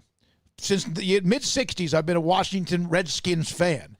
But I'm numb to it because of how bad they have been. It almost doesn't matter what they're called right now because they're just so pathetic and they are inept. But Oh, well. Dan, let me ask you this. As far as trademarks go, because I'm just dumb about this, if they were to change the name to the DC Red Wolves or the DC Red Tails, is that also covered by those trademarks? So I've seen that a lot, and there are teams. I know the DC Defenders were a team, a minor league baseball team. I mean, I don't want to rule it out. I mean, the problem when you come to trademarks, let's say you have a mark and it sounds really similar to another trademark that someone's registered. So if Martin McCauley, the 61-year-old actuary, he's a bright guy. I've heard him do a couple interviews. He has the Washington Red Tails. So, naturally, we understand that at this point to mean the Washington, D.C. Red Tails. So if the Redskins were to go about and get the D.C. Red Tails, to the extent Martin McCauley wanted to fight this, he might have some saying that that's confusion of two marks. But I think, I don't want to bury the lead here. In order to have a valid trademark, you have to put it in commercial use. So McCauley, with a handful of these names, has purchased a website, and there's other guys doing it too. I don't want to just single out McCauley, but has purchased a website, has put mugs and T-shirts up for sale. They weren't really being that sold before this week, but now, I mean, we're talking about him on the radio. He's generating revenue from these stores. So it's not who has the more lucrative trademark, it's who was there first and who's derived revenue from it. So to the extent McCauley wants to hold some of these names ransom, and names that people of Washington are very vocal for. Red Tails, I guess, has a lot of history. Red Wolves. So to the extent he wants to be difficult, or other guys, I know there's some people, various accountants who, I guess, accountants and actuaries are being the trolls here for some reason. They could make life difficult. And I guess, guys, from a football standpoint, we can talk about trademarks all day long. August 20th is supposed to be the first preseason game. And I mentioned it. It takes about 5 months, absent any type of objection, to get a trademark in. So just going to put it on your radar. I don't want to jinx anything, but there is a world where the Redskins pick a name, right? They pick it the next month. They get into a trademark battle, lose that battle. So then there could, in theory, guys, be a second new name that comes if they really want a trademarkable name. So again, I would say that's very unlikely, but the Redskins have, again, watched every single part of this trademark to this point. So if the games begin, their first preseason game, or on the NFL schedule, right now, is it the Washington Redskins until they do get another mascot? I don't think so. I think they said they retired the name. So Okay. My understanding, just from the press release, they're going to have a new name come football games. But that's just not how the trademark system works. It's going to take months to get there. I've just put it out there that there is a world where they lose a trademark battle and then have to pick another name after that. So I just want to put it out there. Dan, elsewhere in the NFL, this DeAndre Baker and Quentin Dunbar story took a turn a few days ago. Where are we with this case, and how bad or good does this sort of look in your eyes for these two, as far as what has been, a pretty crazy story ever since the initial report on the robbery? So, for those following it, the long and short, it's an armed robbery involving two cornerbacks, one DeAndre Baker with the Giants and Quentin Dunbar with the Seattle Seahawks. So the allegations, again, innocent until proven guilty in this country. The allegations were that they were involved in an armed robbery. They're pointing guns at people at a party. It really didn't look good. But the prosecution in these criminal cases bears the burden, and it's called proof beyond a reasonable doubt. And all we knew in this case from the DA standpoint in Florida is that they were relying on the statements, these sworn statements by four individuals. That's four victims and one witness who described in great detail, what watches were stolen off their hands, how much money was taken from them. So seemingly very, very strong witnesses. Now, within 48 hours, Quentin Dunbar's attorney came up and he called the detective and he said, hey, I've got 5 sworn statements from those same 5 people who have now completely contradicted themselves. And as lawyers, that will really ruin these 5 individuals' credibility. So if the DA wanted to rest their case on the strength of these witnesses, and really nothing else, he'd have a solid case. I mean, they're describing which watches were stolen, which money. And then, we see that these affidavits were completely contradictory. The same 5 people gave completely contradictory affidavits. So, guys, I went on Twitter and I just said, this doesn't happen very often. You can read into it what you want, but this is suspicious. So if you want to say it's a Central Park jogger case, right, where maybe statements were coaxed or witnesses might have been paid off, it's something suspicious. It doesn't happen, guys. And it doesn't happen within a pandemic where people aren't supposed to go outside. And it wouldn't really happen, all 5 of them at the same time within 48 hours. It's just very strange. So the update is now the attorney, Quentin Dunbar's attorney, is now under criminal investigation for potentially bribing these witnesses and lying to federal or lying to state authorities about how these statements came to be. And I guess just from a non-legal standpoint, if you're going to have an affidavit contradicting yourself in sworn statement, you're going to want to have some nuance and explain away why maybe you're contradicting yourself. But instead, guys, there's no nuance. These 5 affidavits are literally cut and paste of each other, and they just change the names on them to each of the different witnesses. So again, allegations on this part as well, but what's being alleged, basically bags of money. A bag of money was being walked around and handed to people at this attorney's office. And then 3:15 in that day, when the transaction is done, within 45 minutes, the attorney, that's when he made his call to the detective, and he said, hey, I have 5 contradictory affidavits. So, to your question, guys, it doesn't really, personally, I don't really think it changes the standpoint of the case, because these witnesses are still very, not believable. They've gone back and forth, whether they got paid or not. I still think, Dunbar and Baker have a strong case, a strong chance to defend this. But from the legal standpoint, the attorney is in a lot of hot water, and he's now withdrawn from the case under these, this cloud of suspicion. So not a good look on the legal standpoint. Hey, by the way, I saw what you did. You had a sports law Zoom, is that right, with the New York Law School? I did. Yeah, I did. So you still have the Zion deal. Baker Dunbar, Mahomes just negotiated his deal along with Derrick Henry and Jones and Myles Garrett, and the Cowboys, the deadline on Dak passes, the Redskins trademark. It's like your part of what you do now, and we love having you on, is exploded. And it's like right now, and this doesn't even include Ella Deladon and what's going on with that or anything else. It seemed like everything about what you do, it's perfect timing and exploded. It has. It's funny. I have never been busier from a professional standpoint than I have been during this pandemic. And I've been on with you guys. It's not like, I'm making the news up as it goes. It's just exploding. So my DMs and as you know, David, my DMs are always open. You have a question. You have a question about college sports. I know somebody asked me today about the Philadelphia Eagles, if they legally were not allowed to have fans. So, it's a very interesting time. And especially during this pandemic, so many questions, especially, again, guys, we talked about Mahomes, we talked about Dak. Salary cap is still, in flux. So I think a really interesting time to be in the space, and it's my absolute pleasure to come on with you guys and break this stuff down. Appreciate it, Dan. Congratulations on what's going on with your Sports Law Lust on Twitter. That's Dan Lustwith is our sports law attorney and analyst with us. He was on Tony Bruno earlier on Sirius XM. We know Tony Bruno, one of the best talk show hosts in America. Thanks for your time, Dan. Have a great day. Have a great week. Thanks, guys. You too. At Sports Law Lust on Twitter.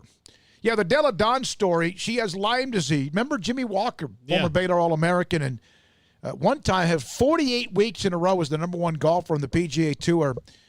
Second longest stretch, I think, other than Tiger in recent memory. But Elena Della Don reveals she has Lyme disease, and her opt-out request was denied by the WNBA. She said she's taking 64 pills a day. I can't imagine even digesting that. But I'll pop 4 Advil when I have a headache, and I don't have those very often, or soreness. But so she's 25 before breakfast, 20 after breakfast, and then 10 before dinner, and then like 9 at night. I saw her list for this Lyme disease that she's fighting. In an essay, she was on the Players Tribune. She wrote about the exact length she's gone through, which is what you were talking about, revealed that a request for medical exemption from playing in the 2020 season is denied by the league, so she will have to opt out, and if she does, she doesn't get paid. Well, that's the thing, is she's set to make over $200,000, so I can understand the WNBA's point of view of, like, if you're not playing, why are you owed $250,000 practically? And I also understand her side of the health risk, but I think she's ultimately going to win this. Of course. Why? Yeah, she's ultimately going to win this. But why? Well, out of sympathy? Out of the court of public opinion? I know she has an argument. No, I sympathize with her. I think legally she's going to win this. I sympathize with her, but I also don't think you should be paid over $200,000 for not doing the job you're being paid for. She's not injured. Yeah. Right. She didn't tear an ACL. So, like, maybe there's a medium they can come to, a compromise they can come to, but, like, man, I do. I sympathize with her. That sucks. But at the same time, if you're not playing, why do you deserve $215,000? Well, there's an overlap here, too, on what's going to happen with a lot of sports. Like the NFL right now is trying to categorize, if guys get COVID-19, they're trying to put them on the non-football injury list, which means that they don't get whatever money they were guaranteed for injuries or whatever. Right. Well, if you get COVID-19 because you were playing football, I'm sorry, you're not on the non-football injury list. You got it because you were going to work every day. So those are the things. And what she's trying to argue is that she is susceptible because of her Lyme disease to COVID-19. Okay, there's got to be a middle ground there. I would think there's got to be a middle ground of, either play, I either risk my life or forfeit my paycheck. And I get that, but that's a little bit dramatic. That's quite very frankly. dramatic. I was going to say that's and way again, over the hit. Like, help her out. Like, do whatever. I sympathize with her dealing with Lyme disease. I know it's a scary thing, but I mean, you're asking just for $215,000 just for no reason. Quite frankly, I mean, I understand contracts and things like that, and some consideration needs to be made for people who maybe have weakened immune systems in this climate. Absolutely. But and she's a huge star for the WNBA. Yeah. I mean, huge star. But to get angry of why they're not just going to give you your full paycheck when you're not playing, like if I just stopped coming here every day, I'm sure that Colt and Brian and Ashley, like, we could find a middle ground of some sort, like, to help me out if I couldn't be around or whatever. But I wouldn't expect them to just pay me full money and not show up the entire football season. You know what I mean? Like, hey, give me the money that I would get for covering the football team, but I'm just not going to cover the football team because I have Lyme disease. I don't know. She will win because so many people will sit there and she's a woman, and so there's going to be tugging at the hearts, and it's not fair. And the WNBA is already, it's not something that the WNBA wants to get into a prolonged thing Oh, about. she's going to win this because you could already tell. Like we're all saying, and you said she'll probably win. I'm saying why. Craig says she has an argument at the same time. She can't just get something for free if she doesn't deliver. And so there's got to be a media in between, but you could already see this is what happens. And again, I'm only watching what's the reaction on Twitter that 99% of everybody, oh my God, this is so unfair. No, not really. We don't know that. Well, and here's the thing too: the people who decided on this are not the WNBA. They got a panel of doctors, independent doctors that do not work with the league, and each one of them was approved by the league and the players union, according to the reports that are out there. This panel is, the group that determines the health and whether or not somebody is at a higher risk for getting the coronavirus if they were to go to that bubble in Bradenton. And so they determined that even though she has Lyme disease, she would not be, more compromised than somebody else. So 3 independent doctors say no. And you know what? Like, sorry, but I mean, maybe they're right, and maybe you just go play. Like, I've seen Jimmy Walker's name. I don't think he's played all that well since they came back. Remember, we had Jimmy on early, one of the first shows we did, and he was wondering about travel and who's on planes and all that stuff, because players are probably having to travel somewhat differently. Some have their own Lear jets or their own private transportation. But Jimmy Walker's been playing. He doesn't have Lyme disease. He had it. And he never brought that up when he spoke with us. So, yeah, she has Lyme disease, and I hope that doesn't mean there's a bad match between that and COVID. There's no proof there is, and there's no proof there isn't. But if there's no proof that there is, then doesn't... Well, then it's going to be hard for her to win that argument. How do we know sleeping? Well, she's going to win. COVID don't matter because she'll just say, like, I'm risking my life. Yeah, for, she already, and I she can't threw give a that paycheck. out there. Yeah. And then she, also said that because she's such a huge star that they, basically she's saying that she hopes that her being such a big star didn't change their opinions because the WNBA can't afford to lose her. So, like, that's her thought is, like, in a roundabout way, she's saying that they said, I can't sit out because I'm too big of a star and it'll hurt the league. Okay, first of all, they're not that big of a league. I understand the league has stars. I understand they have stars. But there's no one player, not Brittany Griner, not Sue Bird, not the other person who's on the team with Brittany Griner who played at Connecticut, Taurasi. Maybe I'm wrong. And on occasion, I'll watch 3 minutes of it if it happens. I'm not going to watch, oh my God, they're playing. But, and this is not, I'm a guy that watches a hell of a lot of women's basketball at the college level. Yeah, we like women's basketball. So, but whether, in my opinion, Elena Delle Donne plays or not is going to get me to watch or not. Going to get somebody to go watch. People may not be able to go to the games anyway. So I'm sure she brings some fans to the table. Yeah, but I don't know that. I don't know that that's. But are the television ratings? No, which are the only thing that's going to matter. There you go. Because you can't go to the game. Going to be if the WNBA told her that, then that's just silly. Because that's a good point. That's the only thing that's going to matter in sports are television ratings, which is why I'm sure baseball is sweating Mike Trout not playing, because Mike Trout will bring some eyeballs. Okay, so if Mike Trout doesn't play, then that's going to hurt your television ratings. I'm sorry, the television ratings for the WNBA, right or wrong, people don't watch. Right. And when I say people don't watch, that's men and women. Well, so people aren't watching the WNBA. Since their attendance was going down. Yeah. Since the COVID shutdown of the PGA Tour, Jimmy Walker's been in 4 tournaments and has missed the cut in all 4. Yeah, and I don't want to necessarily. I mean, I understand what you're doing, but it's different for everybody. I just, if independent doctor said so, then I kind of have to side with them if that's what the case is. And she's already kind of built in a couple of reasons for why, she's the victim in this thing, and yet, you're asking for a free $215,000. All right, when we come back, you're right, Mo Porter. He's now the running backs coach at West Mesquite. He's next on Sikkim 365 Radio. Ideal MRI. I mentioned earlier that I have this plantar fasciitis. It's okay. It's, it's some days better than others, but also maybe you have something that aches, pains, and maybe it's either torn, broken, or just not good. A bone, a muscle, a ligament. And you've been to the doctor and they say, hey, we need to get an MRI, and they want to order an MRI. Ask them about idealmri.com.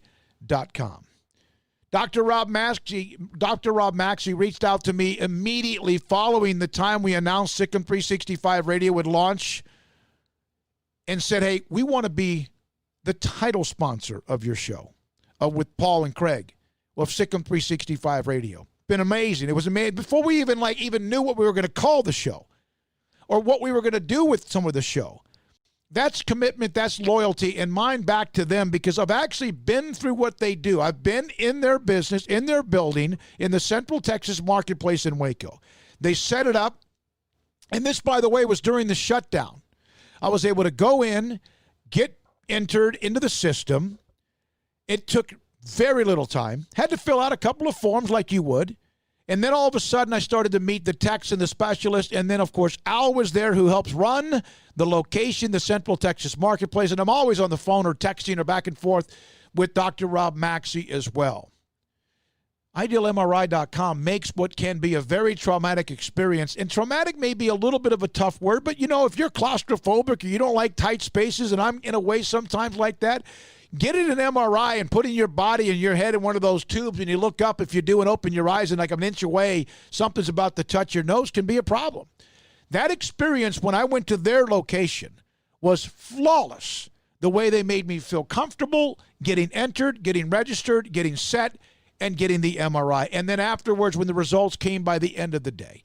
If you ask a doctor about Ideal MRI, I guarantee you they'll say, yeah, they do a fantastic job, and they help lower the cost of health care and sometimes saving you thousands of dollars on MRI cost with no hidden cost.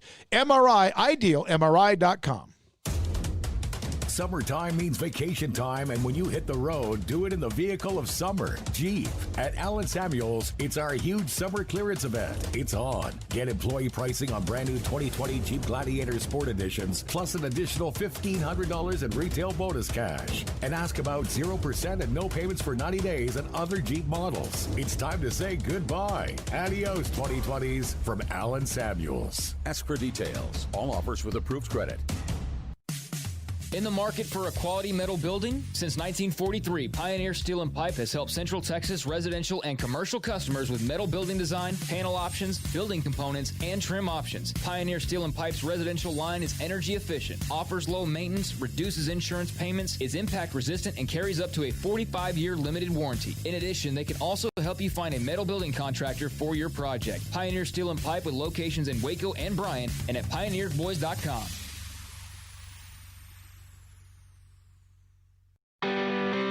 Do you love Friday Night Lights? Would you like to have a bigger role than just watching the action to ensure the games are played fairly and safely?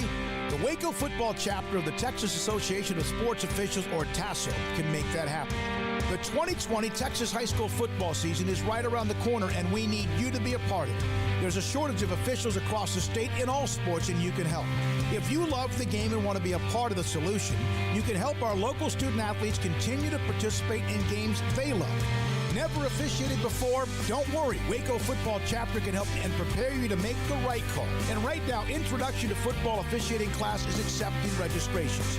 Make your first grade call today by looking us up and contacting us on Facebook at Waco Football Chapter or at our website, wacofootballchapter.com. Find out more about the Waco Football Chapter of the Texas Association of Sports Officials, or TASO. Go to wacofootballchapter.com.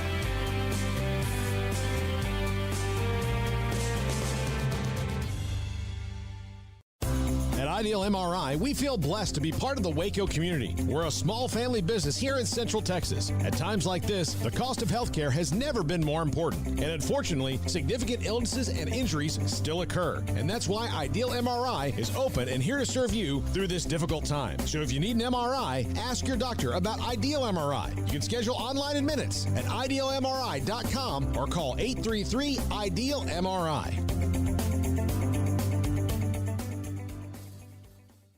At Baylor University, students can shine in their own way. Or should we say their own ways? Because there's no limit to the ways Baylor students make the world a brighter place. Whether they're leading a student organization or following a higher calling, getting advice from faculty, or taking part in world-class research, pursuing their dreams, or working toward their dream job, students find their place to shine at Baylor, where lights shine bright. This is Sikkim 365 Radio. This segment on Baylor Athletics on Sikkim 365 Radio is brought to you by Richard Carr Buick GMC Cadillac, located at the Imperial Drive exit off Loop 340 in Waco. Proud supporters of all Baylor Athletics.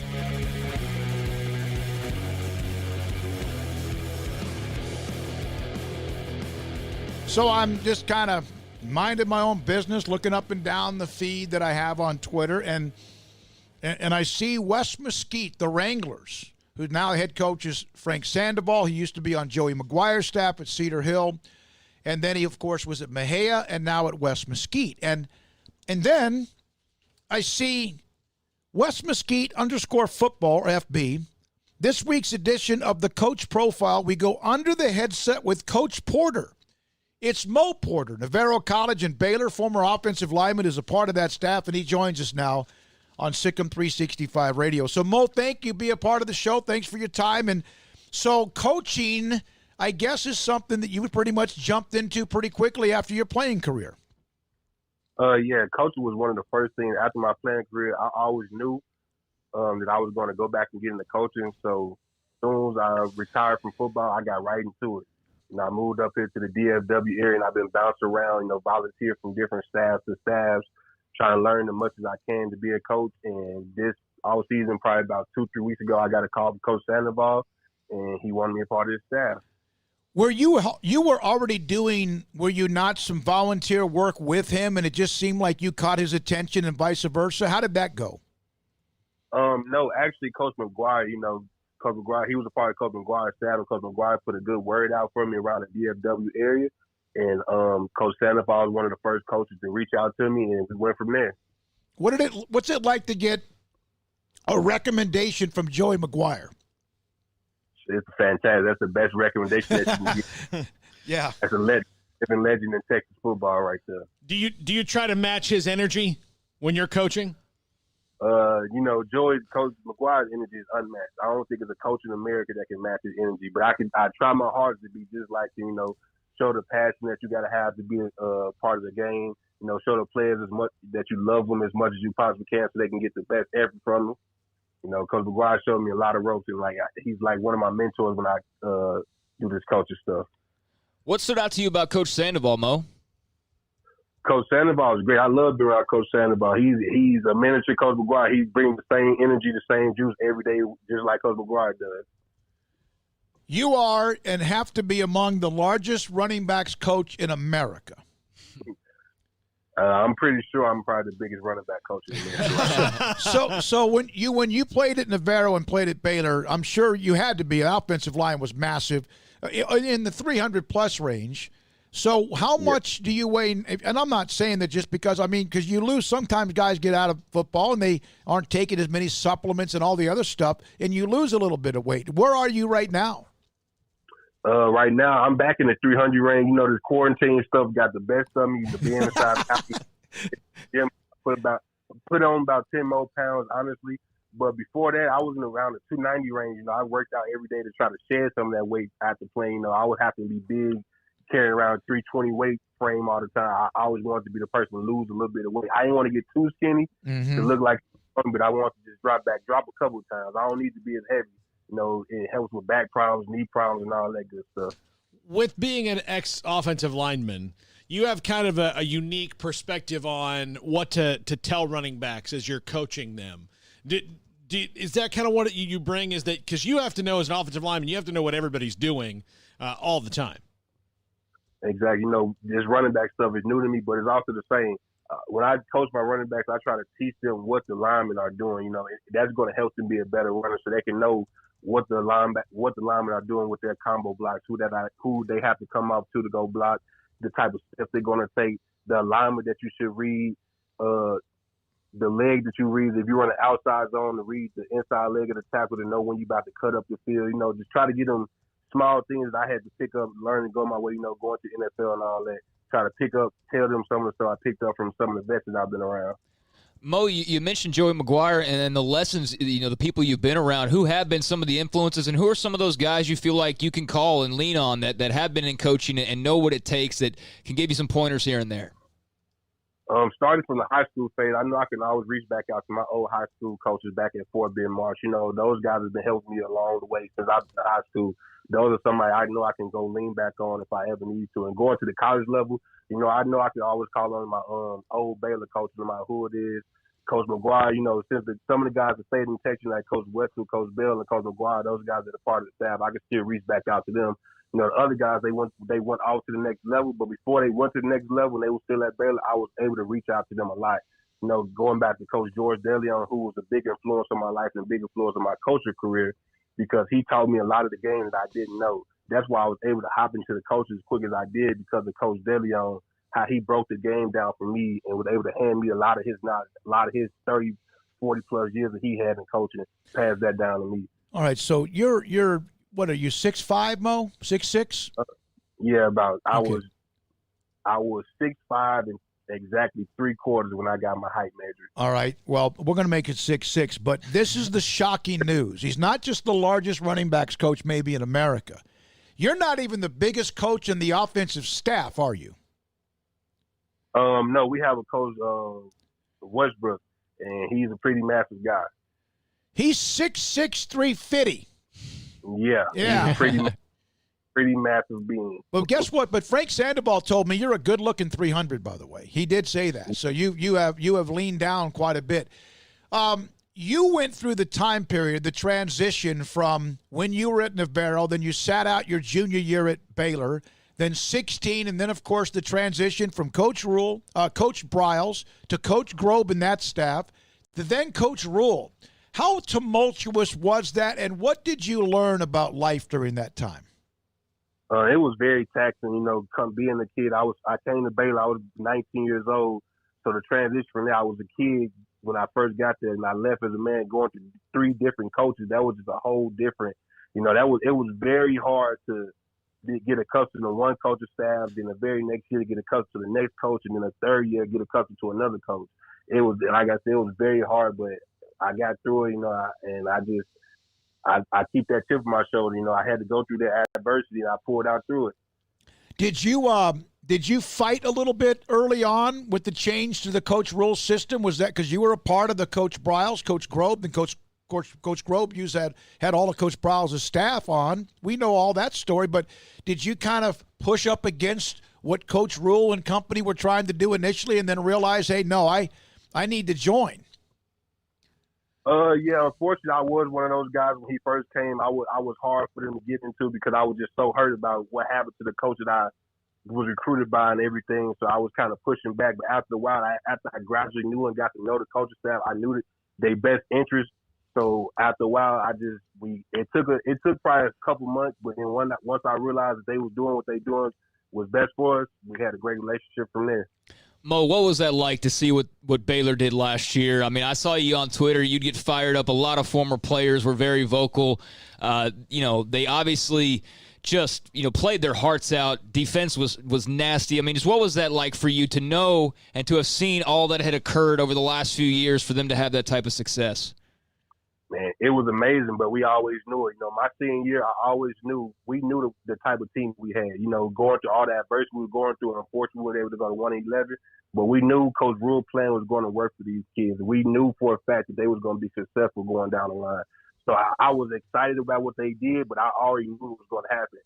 Like, those guys, they just played lights out. Everybody stepped their game up a notch. Everybody from every position, O-line, running backs, quarterbacks, D-line, linebackers, DBs, everybody stepped their game up last year. And that just shows the growth and maturity they had from my senior year up until last year. Some of those guys junior year, some of those guys senior year.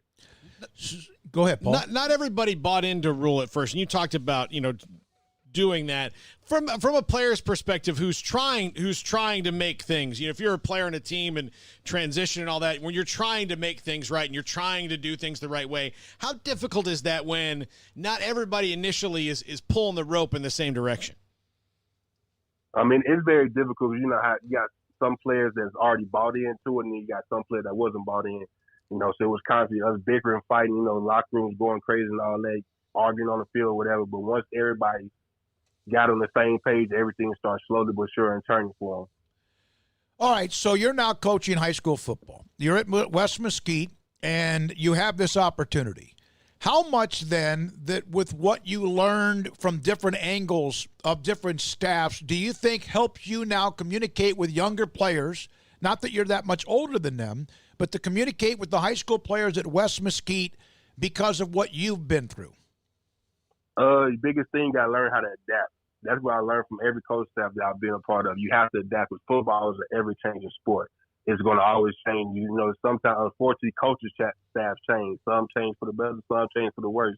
But you always got to be able to adapt to any situation. That's going to help you outside the football field. So it's going to help you in life as well. You got to be adapted to any situation that you put in. And that's something I always try to tell my players. You got to adapt and get accustomed to and live in the moment instead of controlling. Mainly, you got to control what you can control and adapt whenever you can. Paul, Greg? Mo, what was your favorite Baylor memory looking back? My favorite Baylor memory, just my senior year, unfortunately, what we had to do, the outcome, but my favorite thing was when we first got our first dub against Kansas and seeing the smile on those younger players' face to see and experience their first win, college win. How good a shape did you have to be in that year, especially going in with 5 other guys on the offensive line that were under scholarship? We had to be in great shape. We had to be in tip-top shape because we had no substitutions across the board. You had to be in fantastic shape. That summer condition was very gruesome for us, but it helped us in the long run. Man, you sound so happy. Yeah. You really do. And I know it was tough at times when you have all that, you come to a school that you want to play for, and all of a sudden there's this tumultuous time period and transition and all the dark clouds, and that's what we kind of describe that. You sound, first of all, damn, you've grown up. You've grown up, and Coach McGuire doesn't toss out recommendations just because of anything. He tosses them out because he believes in you, which you mentioned what that means to you. You really sound incredibly happy, are you? Yeah, I'm ecstatic right now. You know, man, life has just happened to me in different ways. You know, I overcome a lot of stuff. You know, having to retire from football at such a young age, I went into like not knowing what my next step was. I always thought playing football is my way to make it. But in reality, my way, what I realize now, my way is to spread the knowledge that I've gained through my past experiences. You know, and that's why I sound so happy, because I am happy. You know, life. I'm just happy with life right about now. Yeah. You know, stuff can always be worse. You got to live in the moment. Yeah. By the way, Coach McGuire just retweeted the comment about you in the recommendation. Craig put that up. I did as well. Congratulations. Hey, I want to ask Mo real quick, actually. Mo, you obviously have a lot of love for Coach Rule, Coach DeLeon, and a lot of the Baylor staff now at the Carolina Panthers. What were your thoughts on, Rule taking that job, a lot of the assistants going with him, and, these new Baylor Bears, they got to, deal with another new coach, but it seems like you guys kind of proved that it can be done. But what are your thoughts on Rule in the NFL? I always knew it was going to happen. Coach Rule, first thing when he first had a conversation with, that he said his dream was to go to the NFL. So I knew he was going to always get the chance, because his work ethic is unmatched by any people I've ever known. We didn't start off on a right start, but I appreciate everything he ever done for me. He always just tried to give me the best effort going forward, and his work ethic and his knowledge of the game was just is outstanding. So I always knew he was going to get a job. I did not know it was going to happen this quick. I was actually shook that it happened this fast, but I knew it was going to eventually happen, and I'm very happy for him. He got to live out his life dream. Mo, thank you very much. Good luck. You're with a good staff, no question, with Coach Sandoval. And I hear whispers that there may be a former Baylor, I'm not going to say it, but another former Baylor teammate that might be joining that staff. So, yeah. We're going to keep it on the wraps for a little bit. Hopefully it can fall. But we might have another one joining us soon. Yeah, wink, wink. Yeah, right? We'll have to talk to whoever that is. Yeah. And Mo, man, like Smokey said, you just sound so happy, man. You're killing it, and dude, just keep doing what you're doing, man. We're all really happy for you. Yes, sir. I appreciate it. I appreciate y'all giving me the opportunity. Yeah, you too. Mo Porter, now at West Mesquite High School. Big man. That's a big dude. And was a part of the 15 team, redshirted. That was the team that was so good the Seth Russell years that got blown up because of injuries. And at that point in time, he had to just be thinking hey, this is going to be like Big 12 titles and spend a year playoffs. Under Randy Clements and get bigger, better, stronger. Yeah. And then poof. Then it took a little bit of a turn, but it took a big turn. He was at least able to have that success sitting out, just being able to still be a part of the team as a red shirt. And then, that 2016 year was able to be a part of, another bowl victory, and they're 6-6 now as a part of that skid. And then his senior year, unfortunately, he was one of those that had to go out on, pretty bad terms. But, any guy that you talk to, whether it's a Taylor Young or a Mo Porter or any of those seniors that kind of had to be leaders during that 1-11 year. I mean, he could have mentioned the bowl games as his favorite memory, but he mentioned the one win his senior year. But for all those guys, as much as they could kind of, potentially be bitter or wish things were different, the fact that they got to see the base that they laid, or the foundation that they laid, turn into what it turned into 2 years ago, and then especially last year, it's like it was all worth it. Like the struggles were worth it. The losses were worth it, because it all led to the ultimate vision, and I just think that that's awesome that they can have that kind of perspective. All right, we'll get back into more of the latest, some of the reaction. It's amazing, the reaction on this Dak Prescott deadline that passed. Everyone pretty much knew it would. Dak apparently was wanting to get a deal done, but it was too late. James Slater, Todd Archer. We'll have John Machota today at 5 in his discussion. And now the finger pointing goes to whom, in your opinion? 254-339-1122, that's the number. Call us and or the text line, brought to you by Riverbend Liquor and Wine. Craig and Paul, I'm David Smoke, and this is Sikkim 365 Radio. Riverbend Liquor and Wine, a hidden gem in Waco, the corner of Lakeshore Drive and North 19th Street. And Balcones has a new whiskey out, Lineage. It'll be in stock next week. And the first place to get it, you guessed it, Riverbend Liquor and Wine. So if you're a Balcones fan like I am, and I'm a Balcones super fan, then make sure next week you go out and get your bottle of Lineage from Riverbend Liquor and Wine. Also, great craft beer. Fantastic, most extensive variety of craft beer selections in Waco.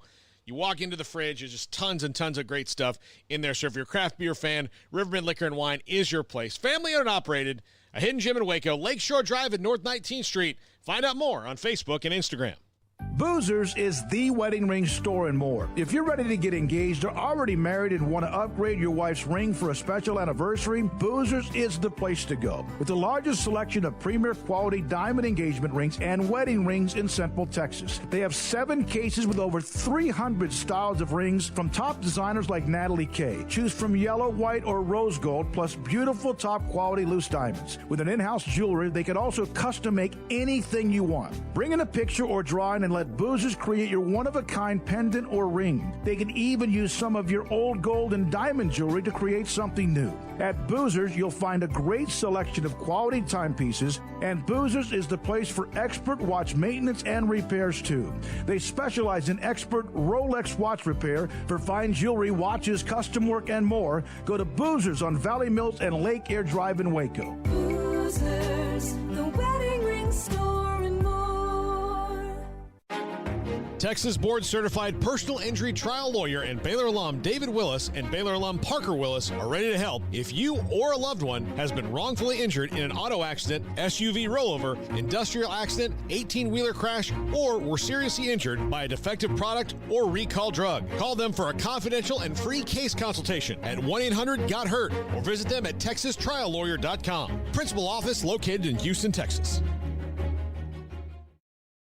What are you supposed to do when you pull up behind a truck that doesn't even have a hitch? I mean, it's like looking at plumber's crack. Do you cover your kids' eyes, look away, and switch radio stations? Hi, Jay here from Pickup Outfitters, asking for your help to end this embarrassing form of truck nudity. If you have a truck, at some point you need to pull something. It could be a trailer to haul stuff off to the dump, maybe a jet ski, a boat, an RV, a horse trailer, even just a bike rack.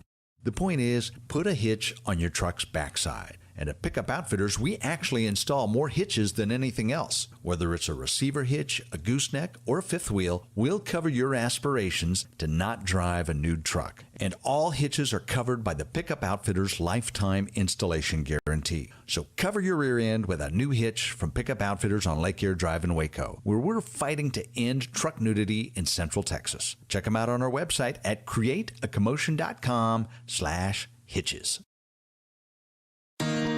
Waco's newest gym, Halo Athletic Center, 5725 Bagby Avenue, right behind Region 12 and across the highway from the Central Texas Marketplace, where motivation, inspiration, and hard work are the driving force.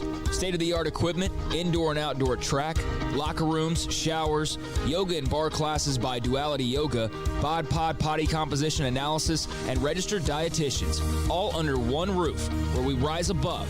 Come join the Halo Athletic Center and be a part of the change. Your change.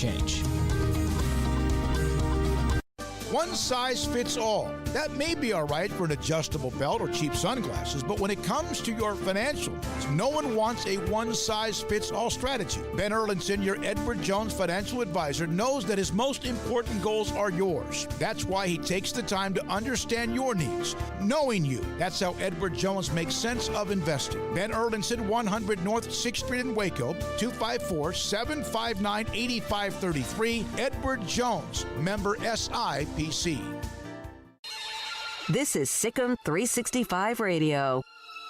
The Sikkim 365 Radio app is sponsored by Alan Samuels Dodge Chrysler Jeep Ram Fiat in Waco. Your friend in the car business at Loop 340 and east of 84. Come by. Let's be friends. Let me tell you how good Sports Law Lust at Dan Lust on Twitter is. So he does this segment with us about many things. And then we kind of touch on the Elena Delle Donne story and Lyme disease and her having to make a decision of opting out, getting no money, or risking her life, as she said. Dan goes, hey, David, I listened to you guys for a little bit after. Here's an interesting note about Elena Delle Donne.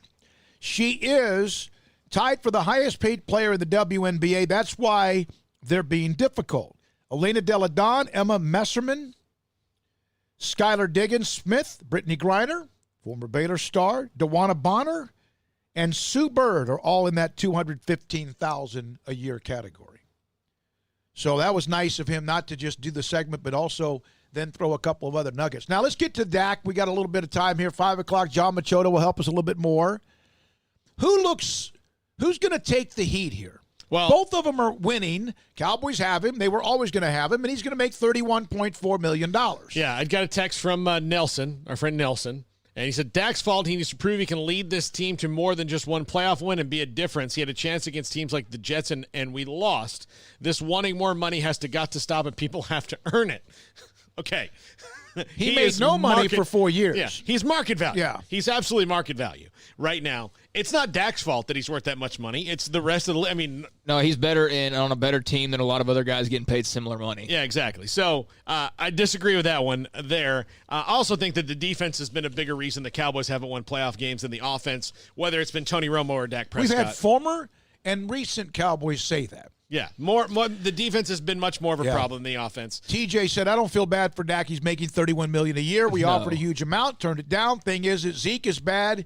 When Zeke is bad, he's bad one playoff game. Don't get me wrong, he's good, but he's not great. Should have taken the deal that he was offered by the Cowboys. Let's see and here. Let's remember, too, like there's agents in his ear. There's financial people in his ear telling him, hey, don't do this because you could get this, or don't do this right now because eventually you could get this. So it's not like he's sitting there by himself, going through the numbers and thinking like, oh, I'm too good for this. I mean, he's being advised on this as well by people who know financial stuff. And, I'm not mad at Dak in any way. I don't think people should, blame him. He's just playing the game. And, look, his career could end in one hit. So he's got to be smart about how he lays out his future.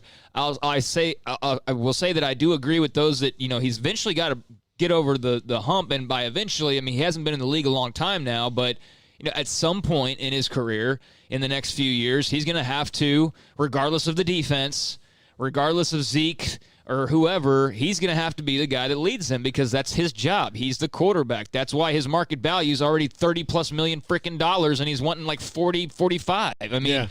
Go earn it. And I think he's earned it for the most part so far. He's one of the better quarterbacks in the league, whether you agree with that or not. The numbers say that he is, but he is going to have to do more than just get to the playoffs at some point.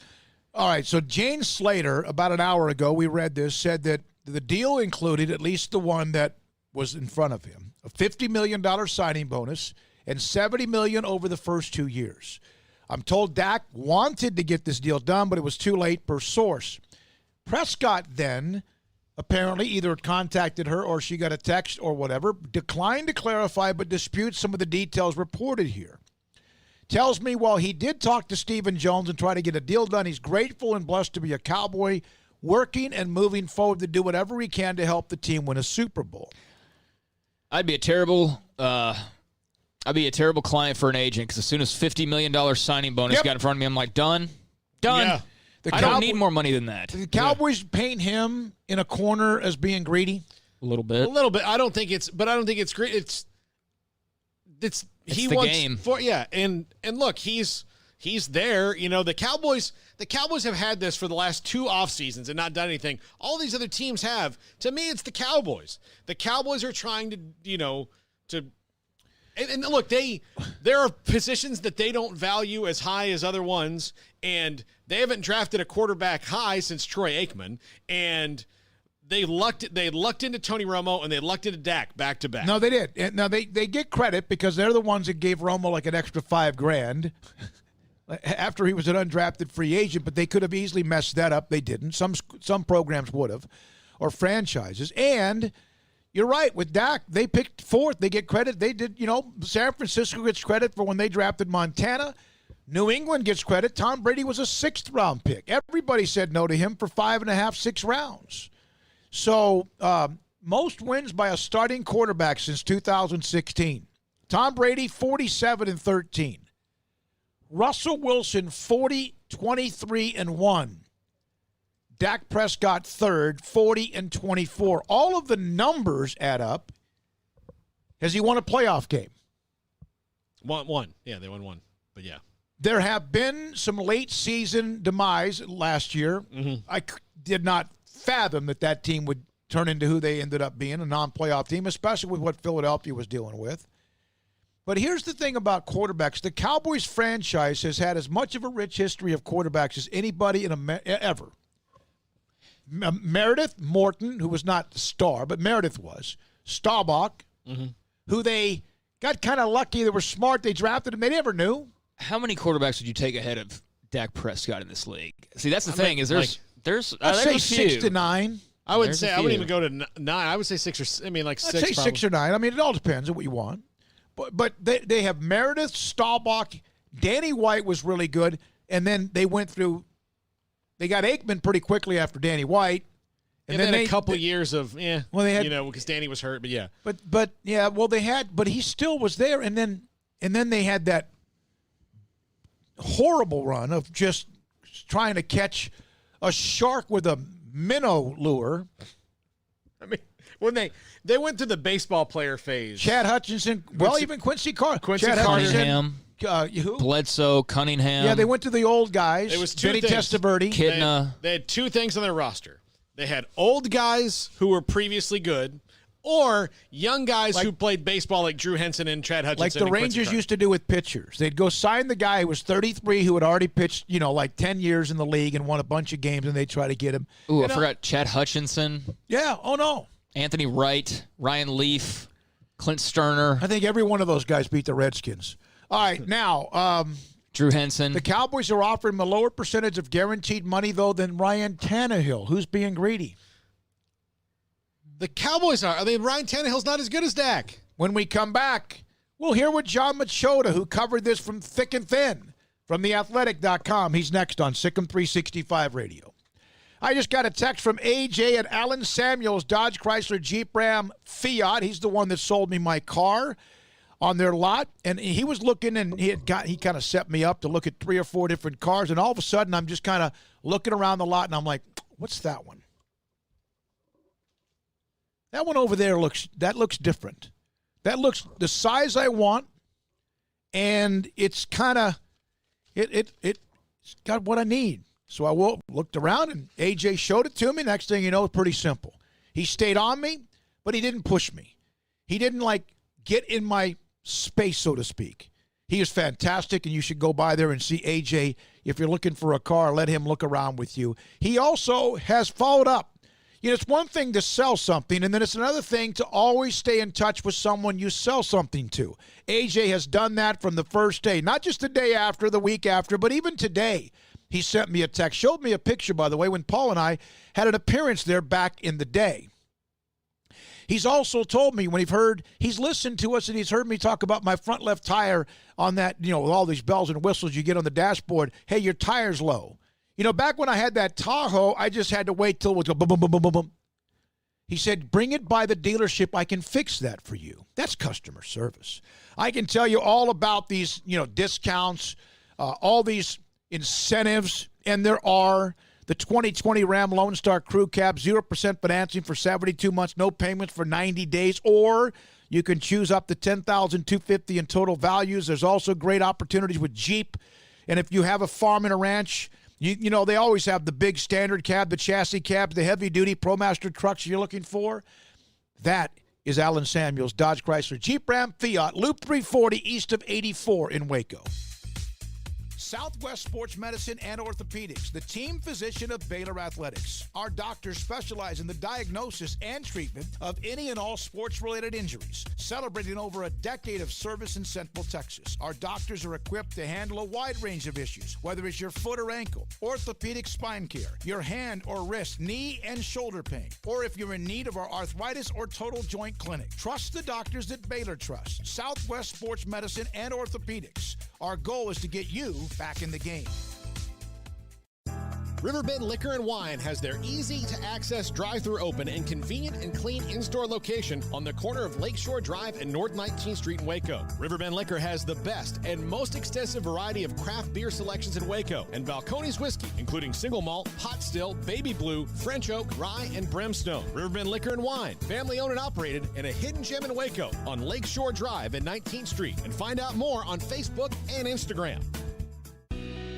Let Camille Johnson Realtors guide you seamlessly through the process of buying your dream home or selling your current one. Commercial, farm and ranch, or residential, Camille Johnson Realtors can smoothly and successfully lead you through any transaction with a team of 24 experienced agents who are excited about serving you. Camille Johnson Realtors services the entire greater Waco area. If you're in the market to buy or sell, contact Camille Johnson Realtors, 104 Midway Center in Woodway, or find them online at www.camillejohnson.com. Camille Johnson Realtors, elegant, charming, warm. Welcome home.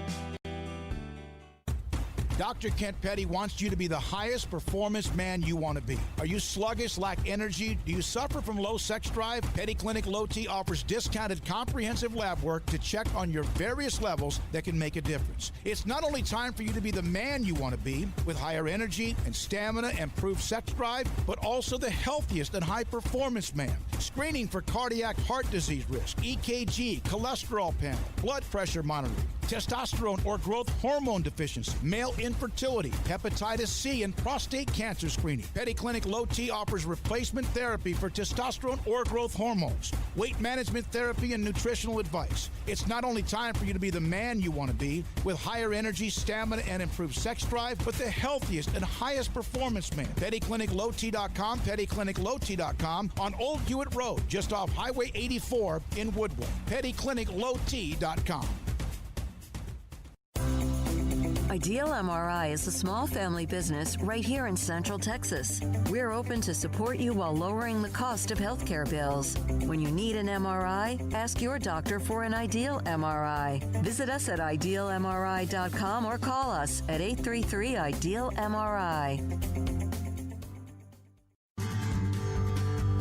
Time to fire up the grill, heat up the oven, or get that deep fryer going to enjoy the top quality products at Waco Custom Marketplace. And order 30-pound bags of live crawfish by noon on Thursday and pick up on Friday to enjoy the weekend. Live crawfish available right now. And Waco Custom Marketplace doors are open for business Monday through Friday from 9 to 6, Saturday 10 to 5. And crawfish boil boxes available as well. Make your order for live crawfish by noon on Thursday. Pick up on Friday for the weekend. Waco Custom Marketplace, your home for fresh kolaches, cinnamon rolls, and baked bread daily. Butcher shop to cut your steaks the way you want. Fresh seafood, summer sausage, boudin, and house-cured and smoked bacon. Spices, seasoning, soup mixes, charcoal, and lighter fluid. Waco Custom Marketplace, doors open Monday through Friday, 9 to 6, Saturday 10 to 5, 425 Lake Air Drive or WacoCustomMarketplace.com.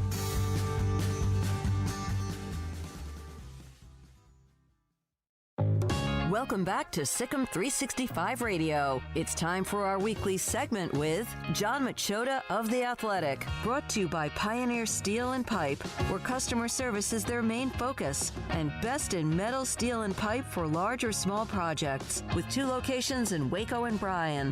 Family owned and operated since 1943. Prescott going to keep it all. What a zone read. Look at Dak Prescott with room to roll. Prescott still going down to the 20. The 5 o'clock hour is brought to you by Edward Jones and financial advisor Cam Heathcott. Edward Jones, making sense of investing. Here's David Smoke, Paul Catalina, and Craig Smoke. All right, we start this 5 o'clock hour. We have at the beginning and even last segment and in between discussed Dak Prescott, the timeline going by. He will play for just over $31.4 million, as there is no long-term extension. There didn't appear to be that was ever going to happen after the last even maybe few months. But who knows? We're now joined by John Machota, who today was, I don't know what today was like. Obviously very difficult in a way because you had to kind of just in case. In the end, John, does Dak Prescott look greedy?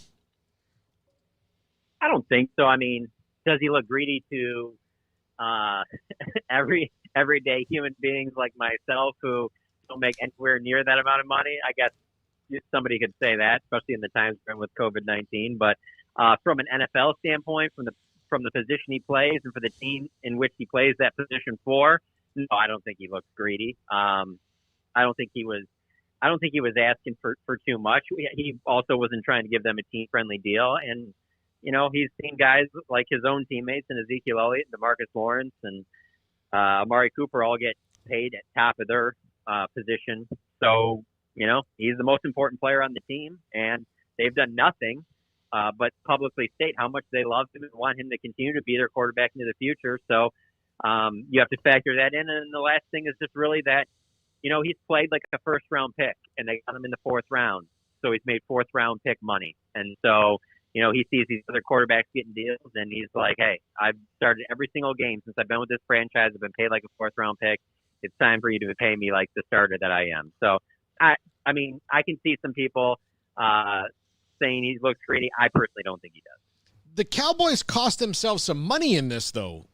John, I mean, as greedy or whatever people want to say about Dak, it's just kind of, it seems a little irresponsible that the Cowboys didn't just get this done where they could have guaranteed themselves a lower number at least for a couple years. Sure. And then that definitely would have happened. Any long-term deal like that, then you get the freedom to move that money around. And that obviously helps you a lot. I guess the other side of it is that you could also sit there and say that they also have bought themselves another year to see what they have in him with a new coaching staff. You know, I personally, I've over watching him for the last 4 years. I don't see how anybody at worst, I put his basement at being an upper half of the league. So that would be top 16. And he certainly has played at other times, like at least a top 10 quarterback, even higher than that. And so if you're in that area, then you're going to be in, whenever your contract's up, you're going to be in the conversation to be one of the highest paid players in the league. And so I don't think that he's going to do anything that's going to change their minds, especially as long as he stays healthy. But there's a part for them where they could sit there and they could look at it as like, hey, we also get to see him with a year under Mike McCarthy and see how everything goes there. Obviously, we put a lot of weapons around him and give him another big-time weapon in CeeDee Lamb. So he's in a great position to have success. Let's go see him have success one more year. But, if it happens, like it probably will, then, they're going to end up paying more money. But that's a position that you pay a lot of money to. John, how close do you think they really got to getting a deal done before today? Not that close. I mean, I saw the NFL Network reporting that there was a call towards the end within the last hour, but that was never going to get it done. I mean, this was just too detailed for, I will say it is interesting that Dak Prescott got involved and, he got on the phone with Stephen Jones. Generally, that's when these deals have gotten done with the Cowboys in the past is, when the player has been involved in the negotiations. That's how it worked with the holdout with DeMarcus Lawrence. I know that factored in with Ezekiel Elliott as well. So that's a positive sign, but that was a positive sign that needed to happen at minimum this morning or yesterday or earlier in the week. It should have never come down to, an hour before or whatever. That was unlikely to get something this detailed and this significant done. So I don't know that it was really that close, but having that out there will always allow them to say, at least throughout this year, well, we got close. Yeah, I really don't care about that, though. That means nothing to me. You told, like, if you're Jerry Jones, you told a group of us outside of the locker room after one of the preseason games last year that a deal with Dak was imminent and that it was going to get done. It had us going back to the press box, looking up and making sure we knew the meaning of imminent because we were so shocked that he said that. And so him saying that they're close, or if they say that we were so close. Yeah, you said that last year and it didn't happen. So it really doesn't matter. So now they wait until at the earliest they can't do anything about this until next January. So we'll see. I mean, I think Dak's going to play well, and I think he's not going to do anything to hurt the price that he's going to get. They're going to end up paying him more. I still think even if he has a great year, it's not going to get in the neighborhood of anything Patrick Mahomes got, but the price will go up than what he could have potentially gotten right now. As long as he stays healthy and is productive, he should be in a great position. He should have all the leverage. I've seen various people, they either try, and I'm talking about guys like Babe Laufenberg. I have great respect for him, talking about a list of just two, Dan Marino and Dak Prescott, on wins the first 4 years and yards passing. I've also seen others who have said that against teams that are playoff teams, his stats, turnovers to touchdowns, not good. But he does seem to win. I know last year's team fell apart, but he does seem to win. What's missing if there's not complete trust in him? What would that be? I would say and I haven't been told this by anybody with the team, but I could see potentially people in the organization thinking, yeah, what we've gotten from Dak up into this point is great, and we think we can continue to get that. and that's worth this dollar amount, which would make him one of the highest paid quarterbacks in the league. But I don't know if we need to give him the money that puts him there above Russell Wilson and with Patrick Mahomes and with whoever next to sell or sign, if because we need other pieces around him. Because see, that's the thing you've always had with Dak is he's always had a good offensive line, he's had a good running game. Obviously, when they decided to go with Jalen Hurns as their number one wide receiver, as that experiment, he didn't look great there. But then they go back to Amari Cooper, they signed him, and then so when he's had Dez or Amari, he's looked great. Now he's got Amari, Michael Gallup, and CeeDee Lamb. So there's always been these pieces around him where you could make the argument, I guess, that if he had to go to a team where, let's say, they were more heavily invested on defense and they didn't have as many offensive weapons, how would he look there? My argument to that would be the guy's 26 years old. He turns 27 in a couple of weeks. Quarterbacks still play at a very high level and continue to improve into their and out of their early 30s. So I think it would be kind of naive and a little short-sighted to sit there and think that you've just seen everything you've seen up to this point is just all you're going to see from him. He can continue to get better, and then you get to the point where he won't have to lean on those other weapons. And I think enough people in that organization and the people that matter most in that decision-making process believe that they have him. And so that's one of the reasons why there could be a few people that feel that way. I don't necessarily believe that, because if that was the case, I don't think you put the exclusive rights free agent franchise tag on him. You just put you can put a transition or the other franchise tag on him, and then other teams could have had a chance to bid at him, and then you give up draft picks. But they wanted no part of anybody else bidding on him. So I think that the people that matter most within the organization believe that he's the guy. Well, and that's why I thought it was weird what his brother said. When his brother I guess I'll see how long I'm a Cowboys fan for. Like, he's not. I still don't envision a world, even if this goes into next year, the same thing we're doing. If a year from now we're talking about they franchised him again, I just don't see a world where Dak is somewhere else.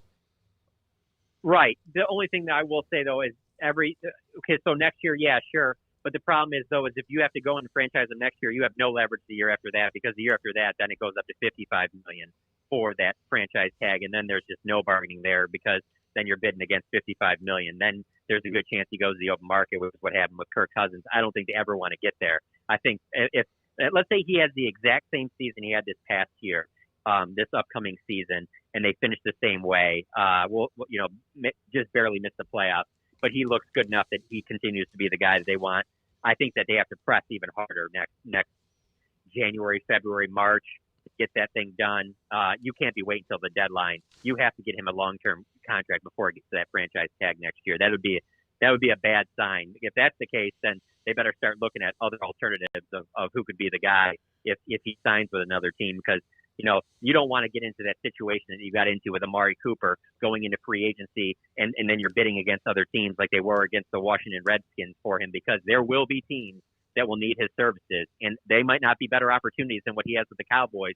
But if he feels like he's been disrespected, like Kirk Cousins clearly did in Washington, you just don't want to put a guy in a situation where he could be like, okay, let me show you what I do with another team, and while they also pay me more than you were willing to pay me. Yeah, so he apparently, there's a statement or whatever, he had said something about grateful and blessed. Do you believe him? Well, I do. I believe him to a certain extent. Would he like to be sitting here right now with a long-term deal? Absolutely. Yeah. So that part of it, because, hey, frankly, he wants to be the Dallas Cowboys quarterback. Again, they have the weapons around him. They have an offensive-minded coach. They kept the offensive coordinator that he's enjoyed working with, both as a teammate and as a coach, in Kellen Moore. And the guy is great with endorsements, and he takes a lot of endorsements, and you can't get him anywhere better than you can with the Dallas Cowboys. So a lot of these things all fit in perfectly for him, and he's getting $31 million guaranteed this year. So all of these things are great in the near future, but over the long term, I don't think he's happy about this, because I think, while he's been extremely durable and he hasn't missed a start, he's gotten banged up from time. I mean, last year, towards the end of the season, he clearly wasn't himself, and football is a tough game. And so it would be nice, he's not going to say this publicly, but it'd be nice if you're playing this dangerous sport that you have some guarantees that go beyond just this upcoming season. So I believe him to a certain extent, but at the same time, I think he's disappointed right now. A long-term deal didn't get done. So, John, they've locked up a lot of their key players, and Dak, remains to be determined. We'll figure that out, next year. But what else is on the horizon? I know that everybody's been so consumed with Dak, but because of what they've taken care of, and he remains priority number one, but looking a little bit more into the future, what is kind of on the horizon for them as far as contracts and big players goes?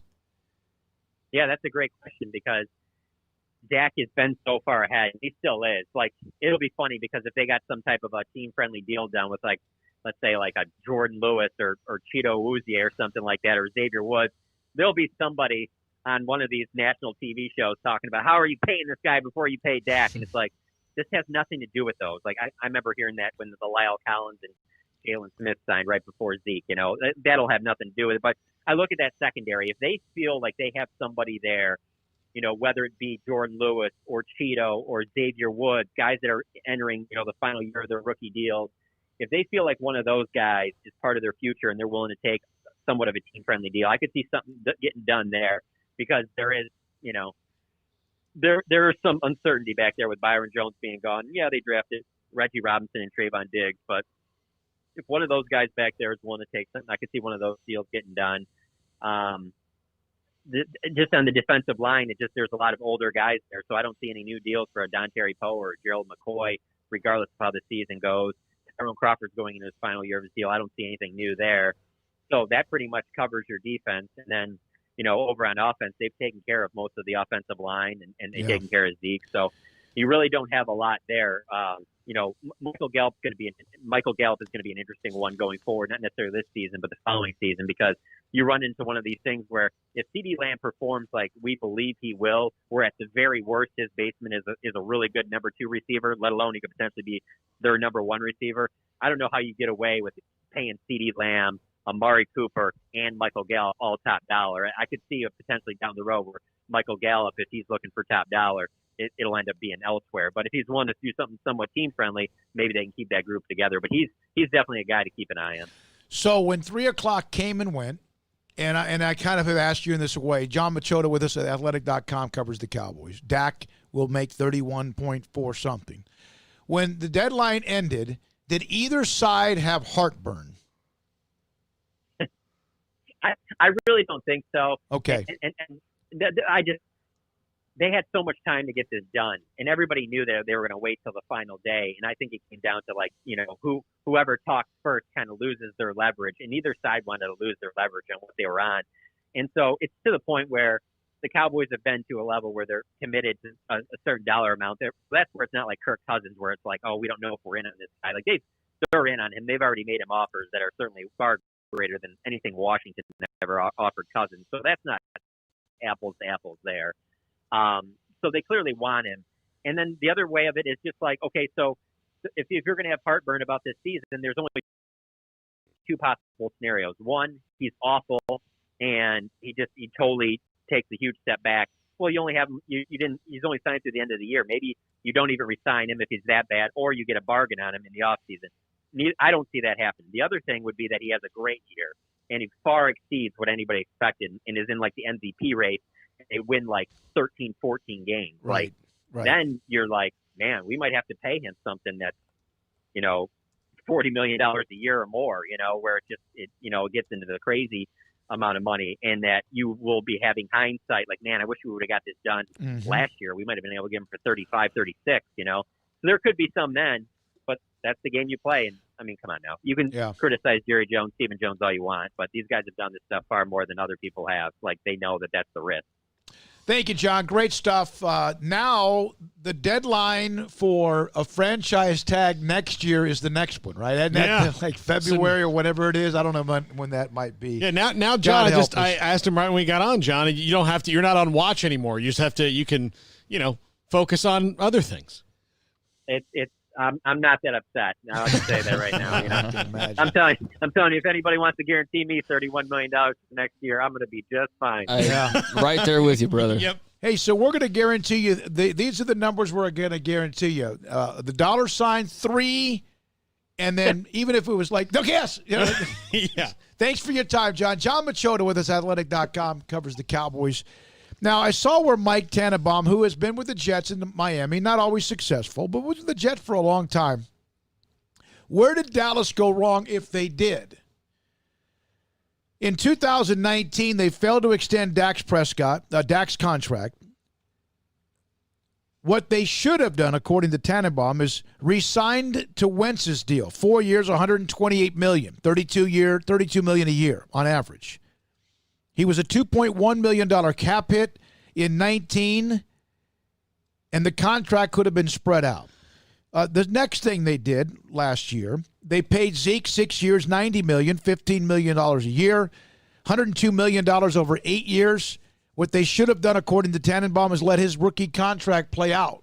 But Zeke is someone who I could see was going to sit out, right? Well, he did. And he did. Yeah.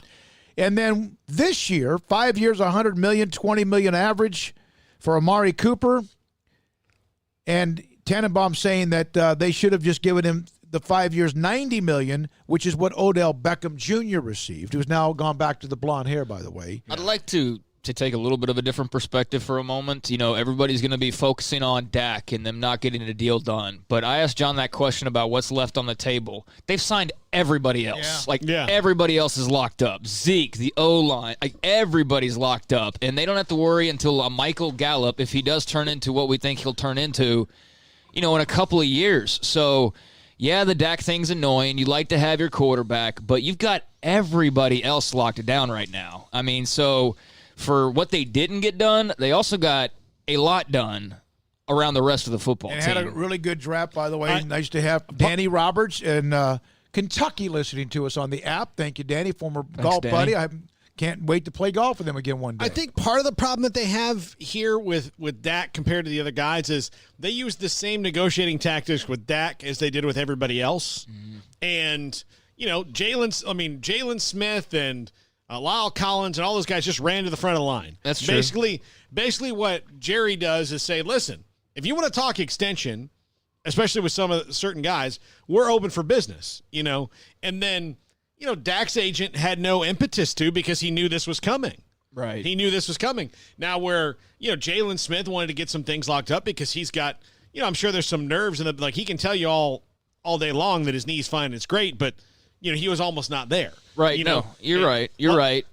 So, so worst case scenario is in a couple of years, they have to go find a quarterback. But that quarterback will have Amari Cooper and Zeke Elliott and an O-line and everybody on defense practically except for the members in the secondary. And of those names he mentioned, I don't really know any of those guys they're not in line for, massive deals by any means. So really it's just Dak now. And, certainly by the time that, by a couple of years from now, stories could be different for a lot of the guys who are under contract. Like Jalen Smith, who knows if he's still playing, or a Leighton Vander Esch, perhaps. And we'll see. And Van Der Esch finished the year injured last year, and there's some questions about him. I mean, everything seems positive on him, but, Leighton Vander Esch is not going to, especially by the time Leighton Vander Esch is up, like he said, Tyron Crawford and Don Terry Poe, all those guys will be gone. So by the time it's time to do Leighton Vander Esch, you'll have somebody else. By the time it's time to do Michael Gallup, you'll have somebody else. Well, you hope you do. That'll be gone, Yeah, they really do, though, need to kind of have that young stud on the D-line I guess DeMarcus Lawrence, but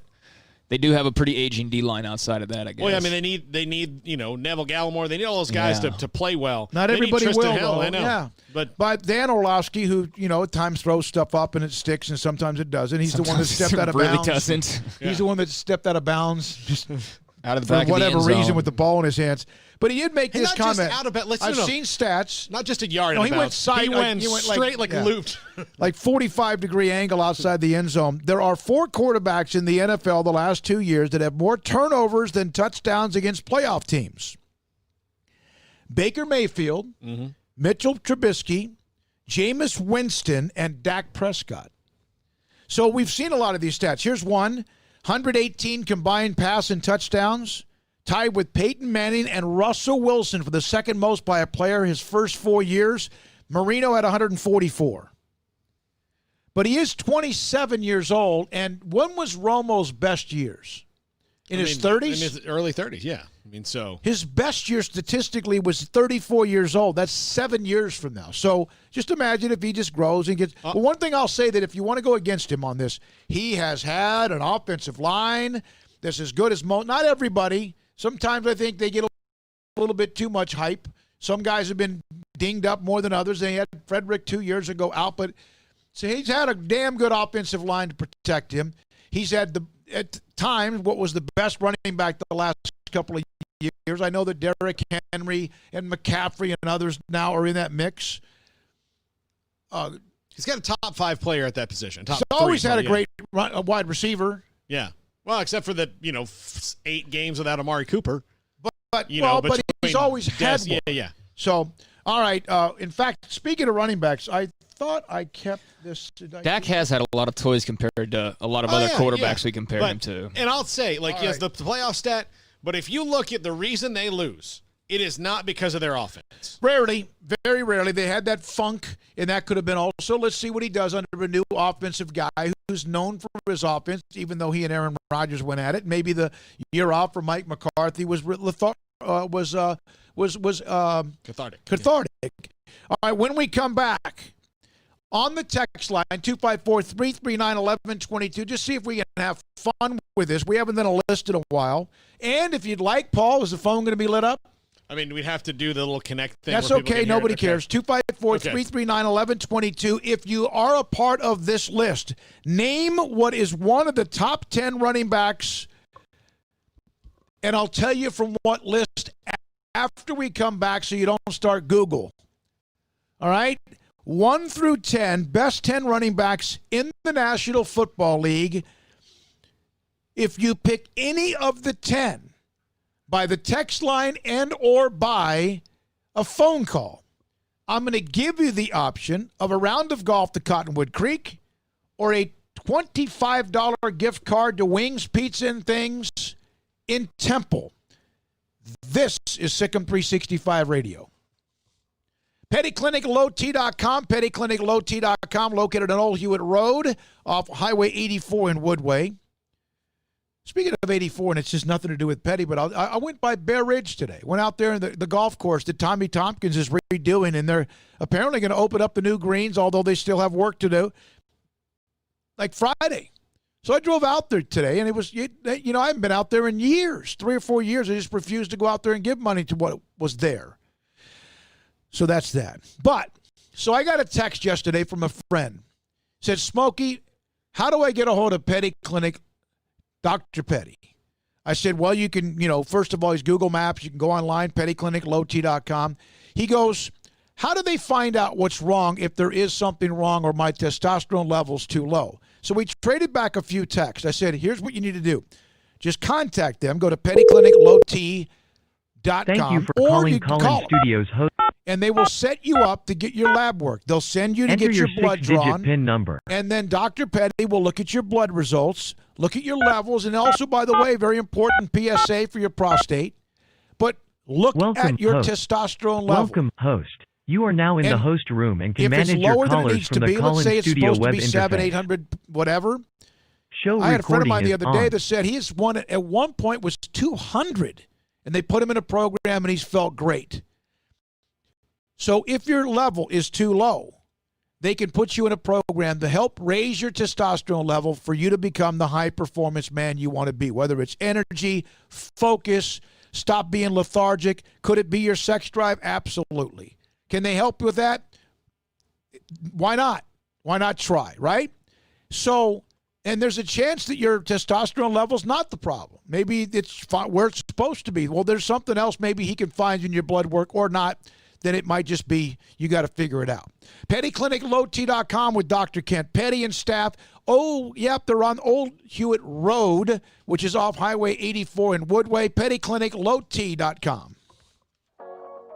How often have you said it's time to get in shape? Every day, every week, every month, maybe for as long as you can remember? How about starting today? I promise if you'll just join Waco Regional Tennis and Fitness now, you'll thank me later. Hi, this is David Smoke, offering a variety of 40 group exercise classes every single week, including boot camp on Tuesdays and Thursdays at 5:15, plus spin, body shaping, Pilates, yoga, and bar. And there's a free kids club as well. Waco Regional Tennis and Fitness open Monday through Thursday, 5 to 10, Friday, 5 to 8, Saturday and Sunday, 7 to 7, and personal trainers, Christy London and Randall Court. World-class tennis facility with pros Britt Coleman and Joe Rosa with lessons, camps, and special events. Spacious and clean workout rooms, locker room for men and women, both with a whirlpool and sauna, and now there's touchless bottle filling stations. No intimidation, tremendous camaraderie, an entirely new atmosphere, and yes, you can do this, but you have to walk through the front door. It's time to react today, not tomorrow. Waco Regional Tennis and Fitness on Lakeshore Drive in Waco.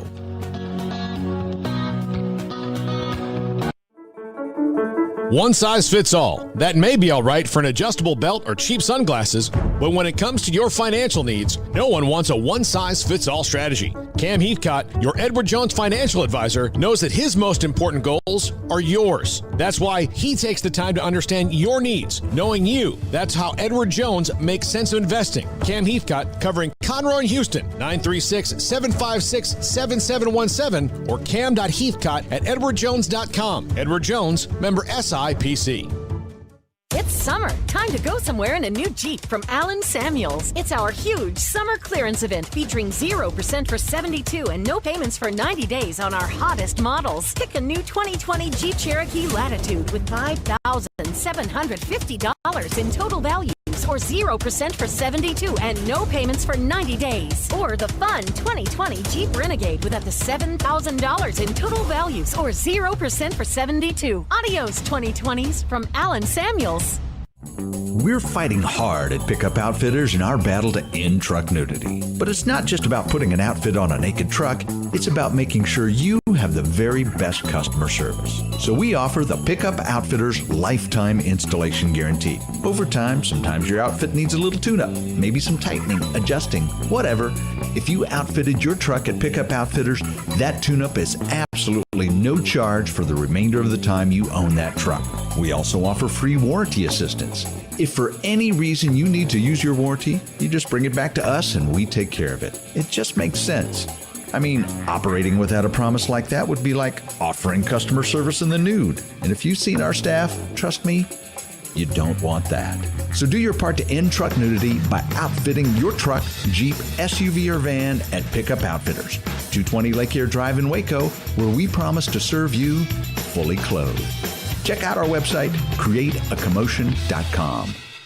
Do you or your kids get nervous about going to the dentist? Stonewood Dental, Dr. Steve Childress, he can help. I've spent a career taking care of patients who as children had bad experiences, and now they're adults that hate going to the dentist.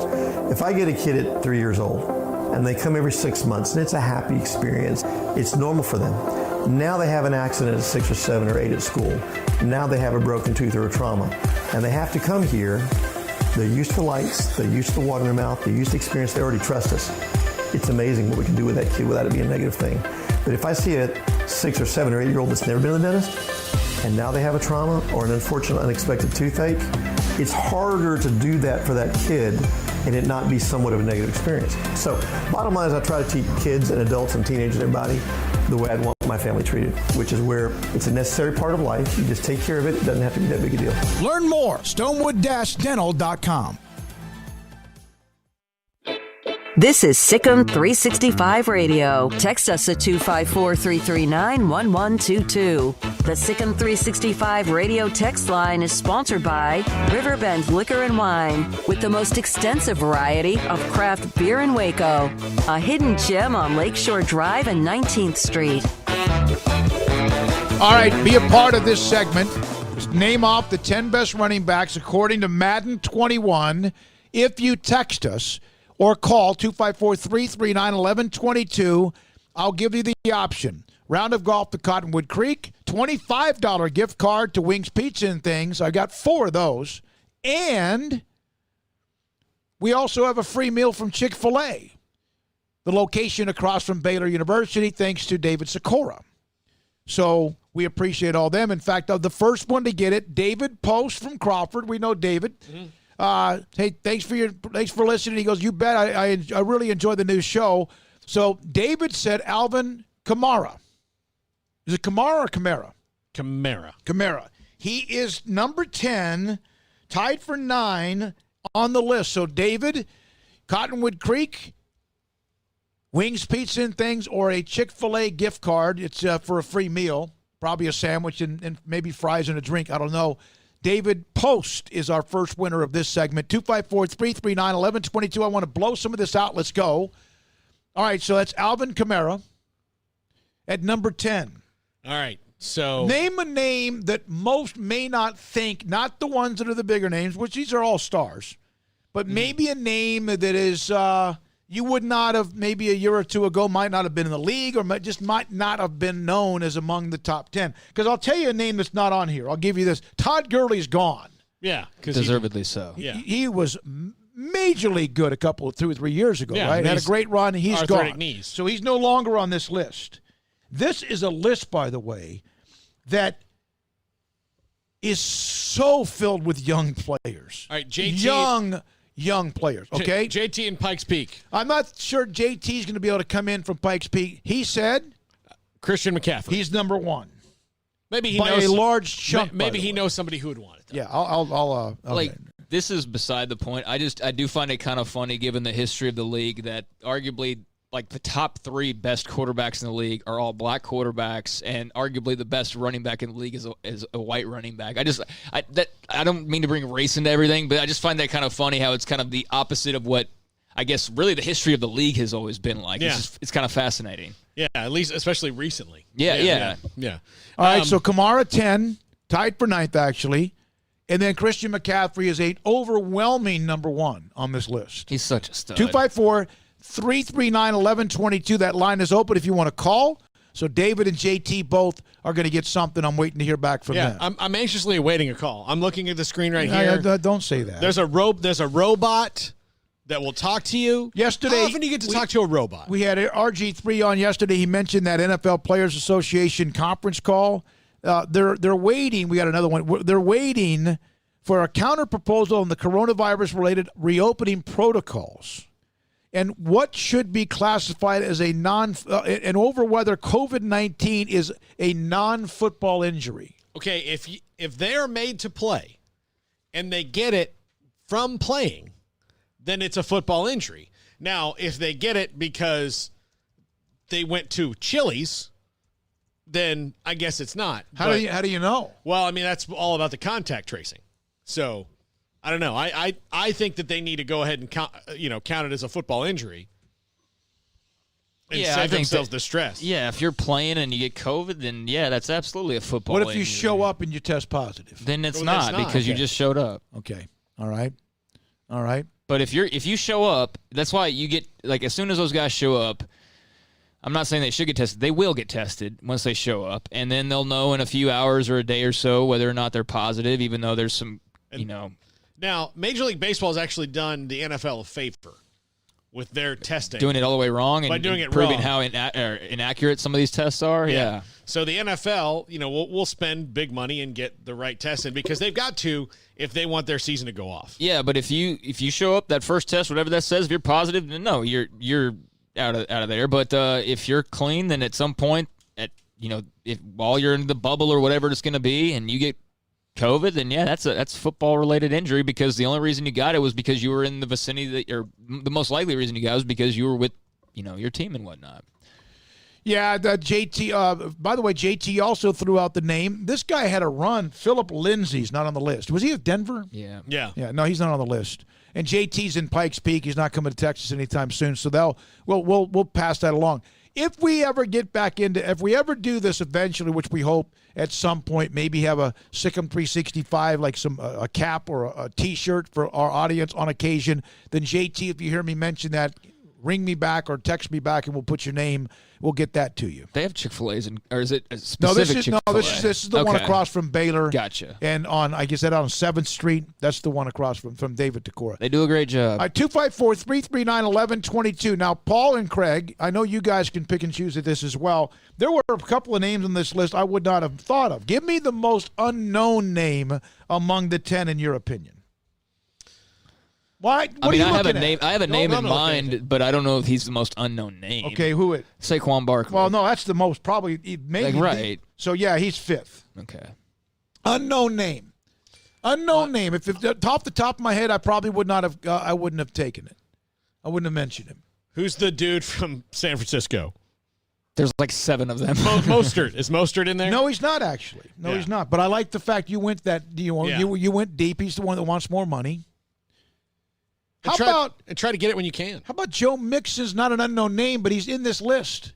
I remember Jennifer when she was playing fantasy football last year. She hated him. She hated him. Like, because he did nothing, and all of a sudden he kind of took off at the end. It was a little bit late. We're going to do that segment again, right? No, I don't know. The fantasy football? Yeah. How about Josh Jacobs, the running back from Alabama with the Raiders? Yeah, that one doesn't surprise me that he's on that list. Here's a guy that tore up the Cowboys. Packers. Oh, Aaron Jones. Yeah. Tons of guys are up for contracts in that list, though. Leonard Fournette, is he on the list? Nope. He's not on the list? He doesn't deserve to be. He just disappeared. Well, he had the second most yards from scrimmage in the league last year, though. So there's 4 names left, and one of them's another. Well, they're all still young, but it's not so much naming them. It's the next unknown name of the 4. Name the ones who have been named, and we'll give everybody like a 5-minute opportunity to text or tweet or whatever. Barkley, Aaron Jones, Joe Mixon, Josh Jacobs, and Alvin Kamara. So there's 3 names left? 4 names left. Oh, because they had a tie. That's right. Yeah. So 4 names. No, that's 10. Thought you said that Kamara was tied for 9. Okay, yeah, that's 10. Sorry. So there's 3 names left. There's 4 names left that I have not circled. So 4 names at Craig Smoke, at Paul Catalina, at Davis Smoke.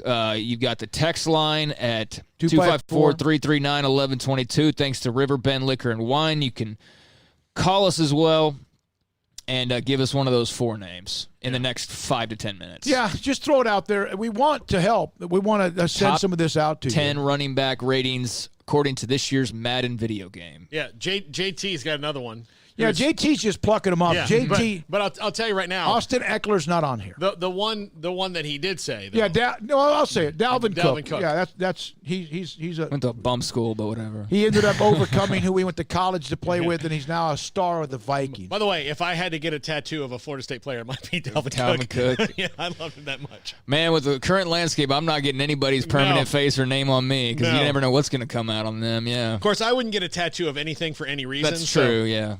I mean, there's nothing I've loved JT's that much. Just picking them up. Like, I'm up for it, but I just don't have anything in mind, and I'm not one of those people that wants to get like some. And I'm not saying this in a disparaging way. Like some people, you get inked, and then you just get inked, and then you just get inked, and you just keep adding on. But I can't even get that first one out of the way until I do that. Like I'll never had one, never wanted one, never will have one that I can think. My fear would be, first of all, I don't love anything enough to get a tattoo of it. Yeah. And 2. If I ever did, given my past history of not ever loving anything enough or liking something and then not, like say I decided when I was in college and really into Dave Matthews Band to get Dave Matthews Band tattooed on me, and they haven't had a big album in 20 years. Since you were in that college. Would be weird. But if I got Elton John, it's a legend. Yeah. I don't know really what I guess I got picture or something. 254-339-1122. There are 4 now. There's 3 names left. The top 10 rated Madden 21 running backs. We've had McCaffrey, Barkley, Cook, Aaron Jones, Mixon, Josh Jacobs, and Alvin Kamara. And if you get one by the text line or on Twitter. There's one that's pretty obvious. But I know there's one that really he's a young star that really had to come out of nowhere. I want to talk about Sikkim 365 for a second. I want you to think about this. So earlier today, your phone got a text alert on Langston Love's commitment, the young man from the school in Florida, right? Montverde Academy in Florida. If you're on Sikkim 365, if you're getting the text alerts, you get a text alert, there's a commitment. Grayson then does a full-length story on him. Jason King then does an interview with him. Ashley Hodge just interviews his AAU coach. When I say interviews his AAU coach, we have him on live. That's all in a matter of like 2 or 3 hours, 4 hours. Yeah, it's completely comprehensive coverage on that. And, of course, Colt and Brian and others who are always doing something. Sometimes it's them. But if you are listening to us, go to Sikkim365.com, become a premium member. You don't have to be one to listen to this show. It's free. But it supports the show. But it does support the show. And then, again, also the Sikkim 365 app, the radio app in the App Store as well. And then Brian Etheridge, when I put all that in, he said number 6, more to come. More to come. Yeah. Here's something from Yankee Bear. Given the fact this site was born during one of the most challenging times in Baylor's history, which was the dumpster fire, while continuing to thrive during recent COVID challenges, is a testament to those whose names light up in green on this board daily. And we appreciate that. That's from Yankee Bear. Yeah, that's kind of weird that the site did launch during uncertainty and the radio show launched during an even greater uncertainty because it affected the entire world. So, yeah, it's kind of weird how that's happened.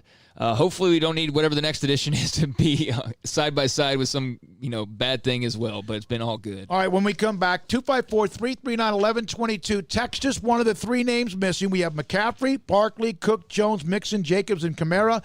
One of the three names missing in the top 10 running backs on Madden 21. Think about this, and we'll send you a Cottonwood Creek golf course certificate or a Wings Pizza and Things $25 gift card in Temple, or even a free lunch or meal at Chick-fil-A across from Baylor on 35. This is Sikkim 365 Radio. Are you in the market for a new home or trying to sell your home? You need to call my good friend Lance Donaldson and the Donaldson family team, brokered by eXp Realty. Let them be your go-to source as you search for that perfect home. Lance is a great listener. He's going to hear everything you have to say, and he's going to find you your dream home. You're going to love spending time with him and going to see houses. He's a fun guy to hang out with, great personality. You don't want somebody a stick in the mud that's going to take you. You're going to spend a lot of time with your realtor. Believe me, when I bought this house, I spent a lot of time with my realtor, and I saw a bunch of houses, and you're going to have to do that. You're going to have to make a lot of choices, and you want somebody who's going to understand you, who's going to get you as a person, who's going to see what you and your family's needs are. That's Lance Donaldson and the Donaldson family team, brokered by eXp Realty. Give them a call, 254-214-3713, or online at lancedonaldson.exprealty.com. Dr. Kent Petty wants you to be the highest performance man you want to be. Are you sluggish, lack energy? Do you suffer from low sex drive? Petty Clinic Low T offers discounted comprehensive lab work to check on your various levels that can make a difference. It's not only time for you to be the man you want to be with higher energy and stamina and improved sex drive, but also the healthiest and high performance man. Screening for cardiac heart disease risk, EKG, cholesterol panel, blood pressure monitoring, testosterone or growth hormone deficiency, male infertility, hepatitis C, and prostate cancer screening. Petty Clinic Low T offers replacement therapy for testosterone or growth hormones, weight management therapy, and nutritional advice. It's not only time for you to be the man you want to be with higher energy, stamina, and improved sex drive, but the healthiest and highest performance man. PettyClinicLowT.com, PettyClinicLowT.com on Old Hewitt Road, just off Highway 84 in Woodward. PettyClinicLowT.com. At Baylor University, students find their place to shine. They're faithful friends and inspirational leaders. They're championship teammates and independent thinkers. They're on the cutting edge of high tech and in the halls of history. If you want to make the world a brighter place, you can. And if you want to shine in your own way, you can. The spark you need is already inside you. Bring it to Baylor, where lights shine bright. Let Camille Johnson Realtors guide you seamlessly through the process of buying your dream home or selling your current one. Commercial, farm and ranch, or residential, Camille Johnson Realtors can smoothly and successfully lead you through any transaction with a team of 24 experienced agents who are excited about serving you. Camille Johnson Realtors services the entire greater Waco area. If you're in the market to buy or sell, contact Camille Johnson Realtors, 104 Midway Center in Woodway, or find them online at www.camillejohnson.com. Camille Johnson Realtors, elegant, charming, warm. Welcome home. How did Edward Jones become one of the biggest financial service companies in the world? By not acting that way. Financial strategies, one-on-one advice, it's a big difference. And that's why Brad Wilson, your Edward Jones financial advisor, makes sense of investing. Experience the difference for yourself. Brad Wilson, 250 Sharon Drive in Woodway, 254-776-4337. Edward Jones, member SIPC. Riverbend Liquor and Wine has their easy-to-access drive-thru open and convenient and clean in-store location on the corner of Lakeshore Drive and North 19th Street in Waco. Riverbend Liquor has the best and most extensive variety of craft beer selections in Waco, and Balcones whiskey, including single malt, pot still, baby blue, French oak, rye, and brimstone. Riverbend Liquor and Wine, family-owned and operated, and a hidden gem in Waco on Lakeshore Drive and 19th Street. And find out more on Facebook and Instagram. At Ideal MRI, we feel blessed to be a part of the Waco community. We're a small family business right here in Central Texas, and our goal is to bring down the cost of healthcare while maintaining high quality. At times like this, the cost of healthcare has never been more important, and unfortunately, significant illnesses and injuries still occur. That's why Ideal MRI is open and here to serve you through the difficult time. We offer premium MRIs just like a hospital with state-of-the-art technology and specialists, but you'll pay less. Sometimes thousands of dollars less, whether you're using insurance or not. At Ideal MRI, we accept most insurance and there are no hidden costs, even offering financing if that's needed. Everything included in the price, and you'll not get something as a surprise in the mail later on. If you need an MRI, ask your doctor about Ideal MRI. They'll know. You can schedule an appointment safely from home online in minutes at idealmri.com or give us a call, 833-IDEAL-MRI, idealmri.com. This is Sikkim 365 Radio. Log on to the Willis Law Firm chat room on Sikkim365.com. All right. JT, by the way, in Pikes Peak, I'm going to be able to set you up thanks to Brian Etheridge and the staff and those who run Sikkim 365. So we got a T-shirt headed your way, 254-339-1122. The other name's missing. Now, one of them is Ezekiel Elliott. Mm-hmm. Yeah. Another one today got rich. Derrick Henry. But this guy here has really Nick Chubb. Huh. Cleveland? Yeah. McCaffrey, Derrick Henry, who just took over the NFL at the end of last year. And then Chubb and Zeke, Saquon Barkley, which is 5. He's dropped a little bit, you would think. And then Dalvin Cook, Aaron Jones, Joe Mixon, Josh Jacobs, Alvin Kamara. I mentioned Gurley's gone. I mean, he obviously fell off. Who are one or two other names? McCoy. LaShawn McCoy? LaShawn McCoy, who's not been at that level, but a guy that used to be would have been in that conversation. Yeah, it's been a couple years for him, though, really. Maybe 3 or 4. Who else? Who are some names you thought might be on here? Paul said Leonard Fournette. Melvin Gordon, Leonard Fournette. Both of those guys, think about that. Gordon had the holdout, and Fournette just had a very bad sophomore year. Well, a guy who would have been mentioned a couple of years ago, Le'Veon Bell. There you go. That was a couple of years ago. Yep. James Conner in Pittsburgh. Yeah. Yep. I tell you, the guy that everybody's going to be. Adrian Peterson's not on this list. He's not going to be because of his age, but, man, he's still going about his business, isn't he? Yeah.